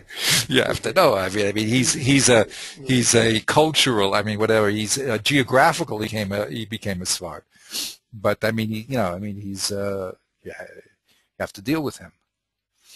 It's interesting. This is going to be the foundation. See, as we develop this chart now, you see how we eliminate people along. We eliminated Rabbi Shmuel on the side over here. We eliminated Abaya's answer and the two answers of Rava. You see, and eliminated. Now we're only down to Rav Huna, Rav Papa. Now it became a choice of which way do we go. So we had the Rif on this side with the Rosh, and we had Rabbeinu Tam over here. And as we go down now, that's going to be the pieces that we're going to now be playing with throughout the later generations, like the halacha, for instance, the Rosh, his son makes the Shulchan Aruch, you see, so we have to see how he pesaks. And then Rav Yosef Cairo comes along and he modifies it, because the Rosh's son is also involved in analysis. He's the son. I mean, he's not just but the Yosef Cairo does what I would say like a Rambam move. And he says, well, I'm just going to tell you what the halacha is, And the way he decides is 2 out of 3. He decides that his people are going to be the Rosh, the Rif, and the Rambam. And whenever there's a majority, he's going to psak that way. So then there's going to be a Moslis that says, well, wait a minute, there seems to be a imbalance for the Ashkenazic tradition here, you see. We don't see that you use Rabbinic. And he also says, well, what's this? What are we tossing? Does it no to the Ashkenaz? The Ramah says, wait a minute, you, Rav Yosef Cairo, have, by taking the Rif, the Rosh, and the Rambam as your 3 people, well, the Rambam is a Sfard, and the Rif is a Sfard, and the Rosh is a Ashkenaz that live in Sfard. Where is our great Ashkenazic tradition through, Rashi to Rabbeinu Tam? Where is it? So he's going to write, he was going to write a whole new Shulchan Aruch. In the end, he says he doesn't want Klal Yisrael to break into 2 pieces, so he wrote notes called the Ramah, the Hagor. He wrote little notes on the Yosef Cairo Shulchan Aruch. Okay? Well, because is it specifically because Rabbeinu Tam was not represented in that? No, well, here it happens to be Rabbeinu Tam, but in other places, Rashi there. I mean, there's no Rashi. I mean, 2 or 3 of the people are. In other words, if you're going to go 2 and 3, you already weighted it against the Ashkenazim. Right. You know what I mean? It's like, but there's another objection. Was it clear? There's also another objection. The other objection is that the Ramah says, whoever heard of wait, you're flipping dice here? You have to understand what they're talking about. But maybe the Rosh agrees with Rabbeinu Tam. You can't just flip coins and say, 2 out of 3. You know what I mean? Right. What was it? 2 out of 3? That's what I wanted to ask. Was at least to the mind of the Shulchan Aruch, of the Mechaber, was it obvious that these 3 authorities were unparalleled, that nobody could touch them? Nobody was on their level, and that's why he was choosing these 3 and not including a 4th? The answer is I don't know. I don't know why he chose them, but you have to know that's Reb Yosef Cairo, the Maggid spoke to him. He knew everything, the Kabbalah. He wrote on the Kesef Mishnah on the Rambam. He wrote on the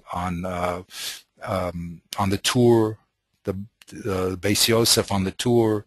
He was an extremely well-educated rabbi of the highest degree. So, you know what I mean? So you're dealing with, big, big giants there, with each other, but that's it. So, I mean, simplistically, that's what they say to him. I mean, come on, deal with svaras. Again, deal with svaras and stop counting people up. You know what I mean? Now, why he did that, how he did it, when he did it, so that's a whole involvement I'm going to have in the Shulchan Aruch over there. But that's going to be, this is setting the stage really for the major action.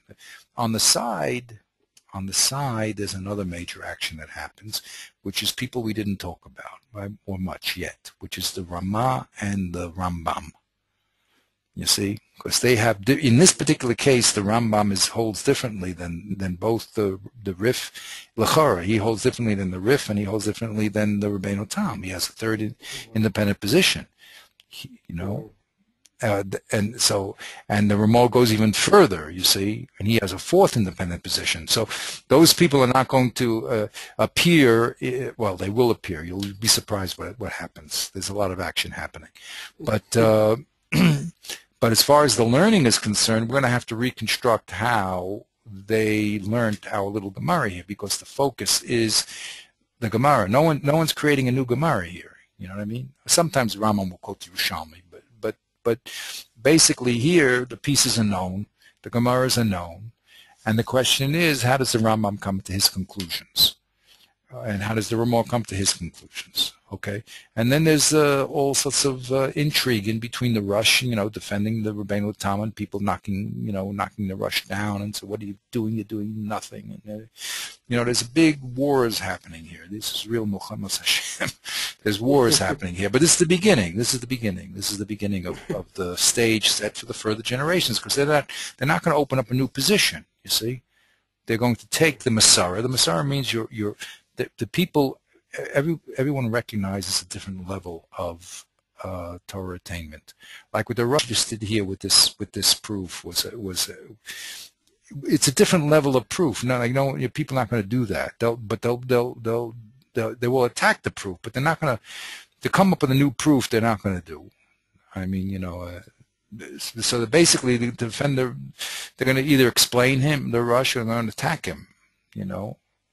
Well, they're gonna, but I'll give you another piece, just in one little brief preview. I just want to show you another Rishon here, which I found, Baruch Hashem on Shabbos. I was looking in the Beit Knesset I have. It has an edition of the Shas. A lot of these Meforshim in the back.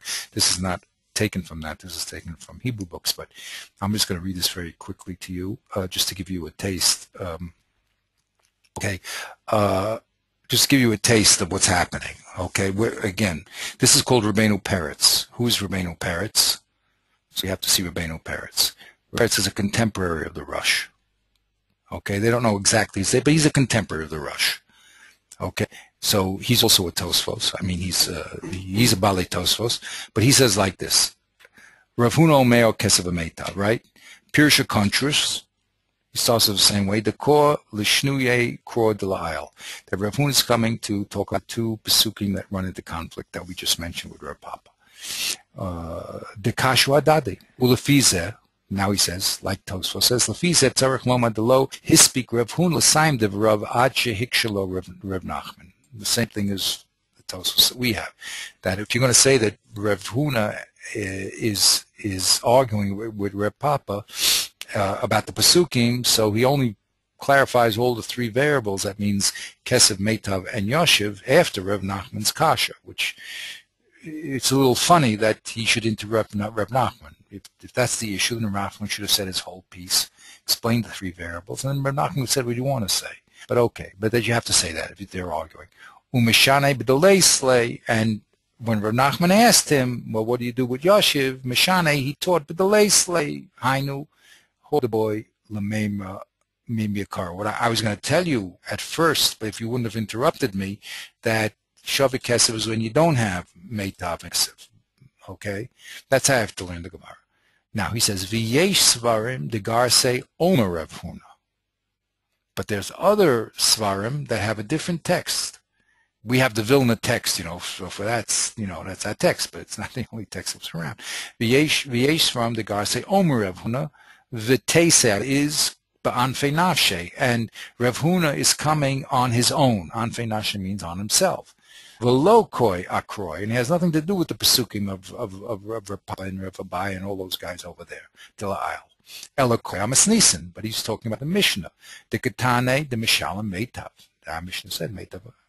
The he comes along and he says, Lo Shemian, Lo Shmia.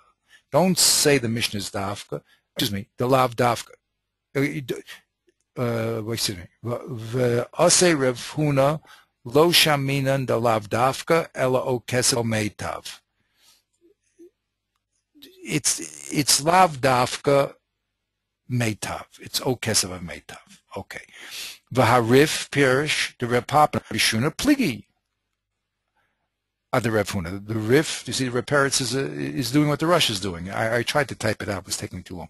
But anyway, the Rif is along. This is Rabbeinu Peretz saying that Rav Papa and Rav Huna Rav Shu is pligi ad Rav Huna.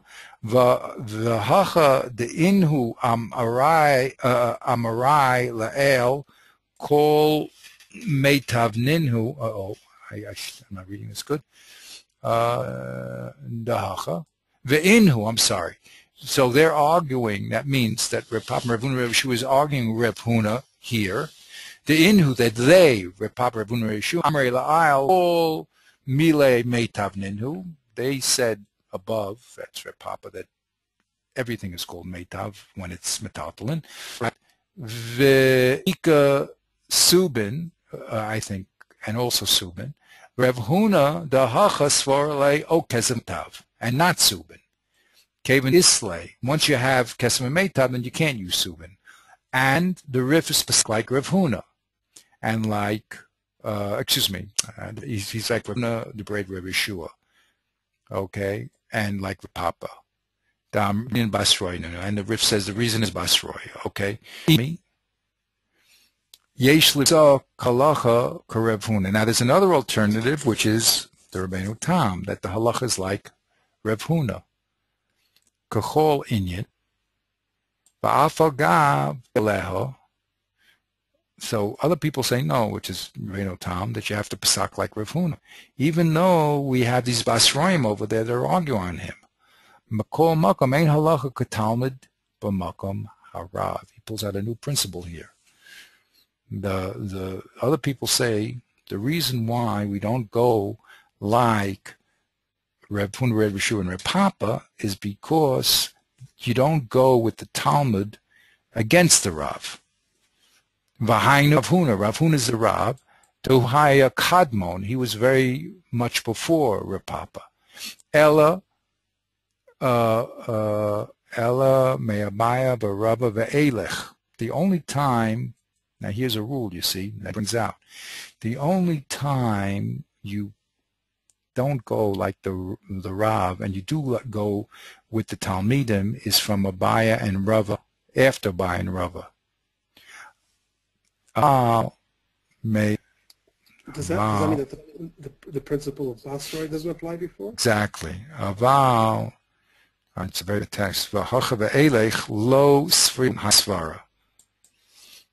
But Rabbeinu Tam. Okay, so that's it. So basically, what he's going to do is change the rules. When do we say we go after the Basroi? After Abayin Rava. That's after Abayin Rava. But before Abayin Rava, 1 second, that's no good. Dahainu Rav Huna Dahavi Ayakodma Ela Me Abayin Rava ve'elech.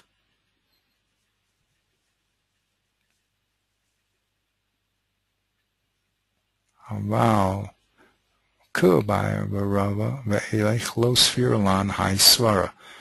So I think what he's saying is he's just changing the rules for us. He's an argument of what the rules are. He's saying, as again, I have to go through that, but basically what he's saying is this rule of Basroi doesn't apply to the people, that doesn't apply to Abayin Rava. It only applies to the people after them. That's what he's saying. So he's arguing that they're the Basroi. In other words, Abayin and Rava also are just called Talmidim, and you go with the Rav, which is Rav Huna, against them. So they're arguing he's arguing with the rule with the Rosh. Now, what's his proof? What's the other proof? There's a whole world we have to get involved in. But I just wanted to bring that up as a contemporary who is fighting with the Rosh. Okay, all right. But that's really going to be fighting with the Rif also, you see, so you're going to have a lot of problems. You're going to have to defend Rabbeinu Tam fighting on that rule against the Rif. Okay, I just wanted to bring it up. Anyway, this is going to be... That's a different tack altogether. It's a different argument. I mean, that's methodological, right? Exactly. But he's going to have to bring it. But I just wanted to bring it up because that's a question just arguing on the rule, okay? And that's hard because the Rif brought the rule.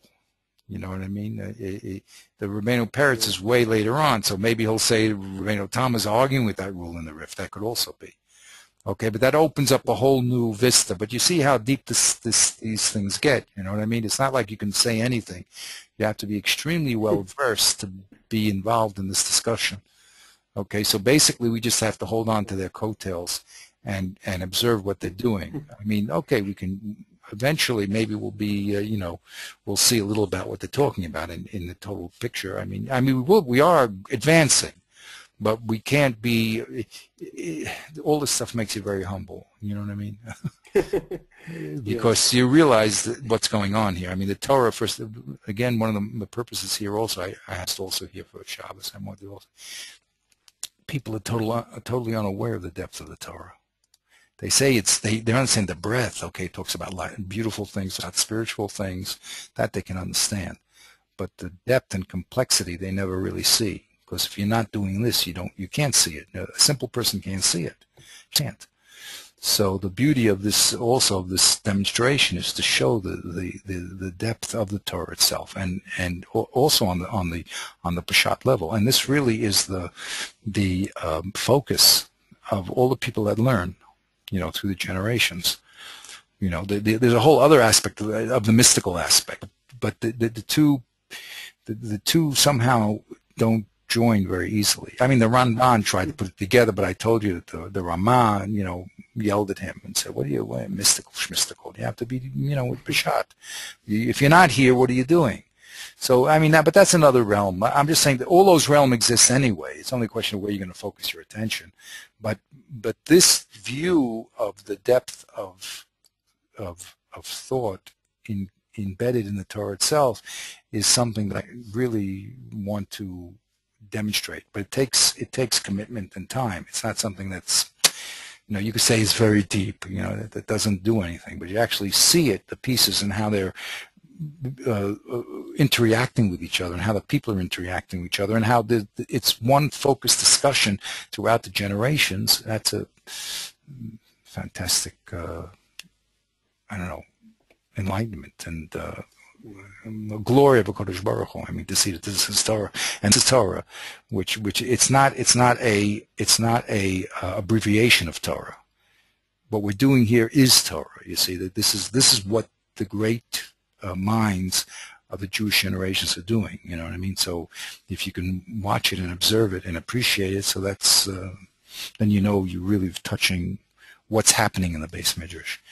Anyway, we have to of course go further. We've just again briefly touched the points.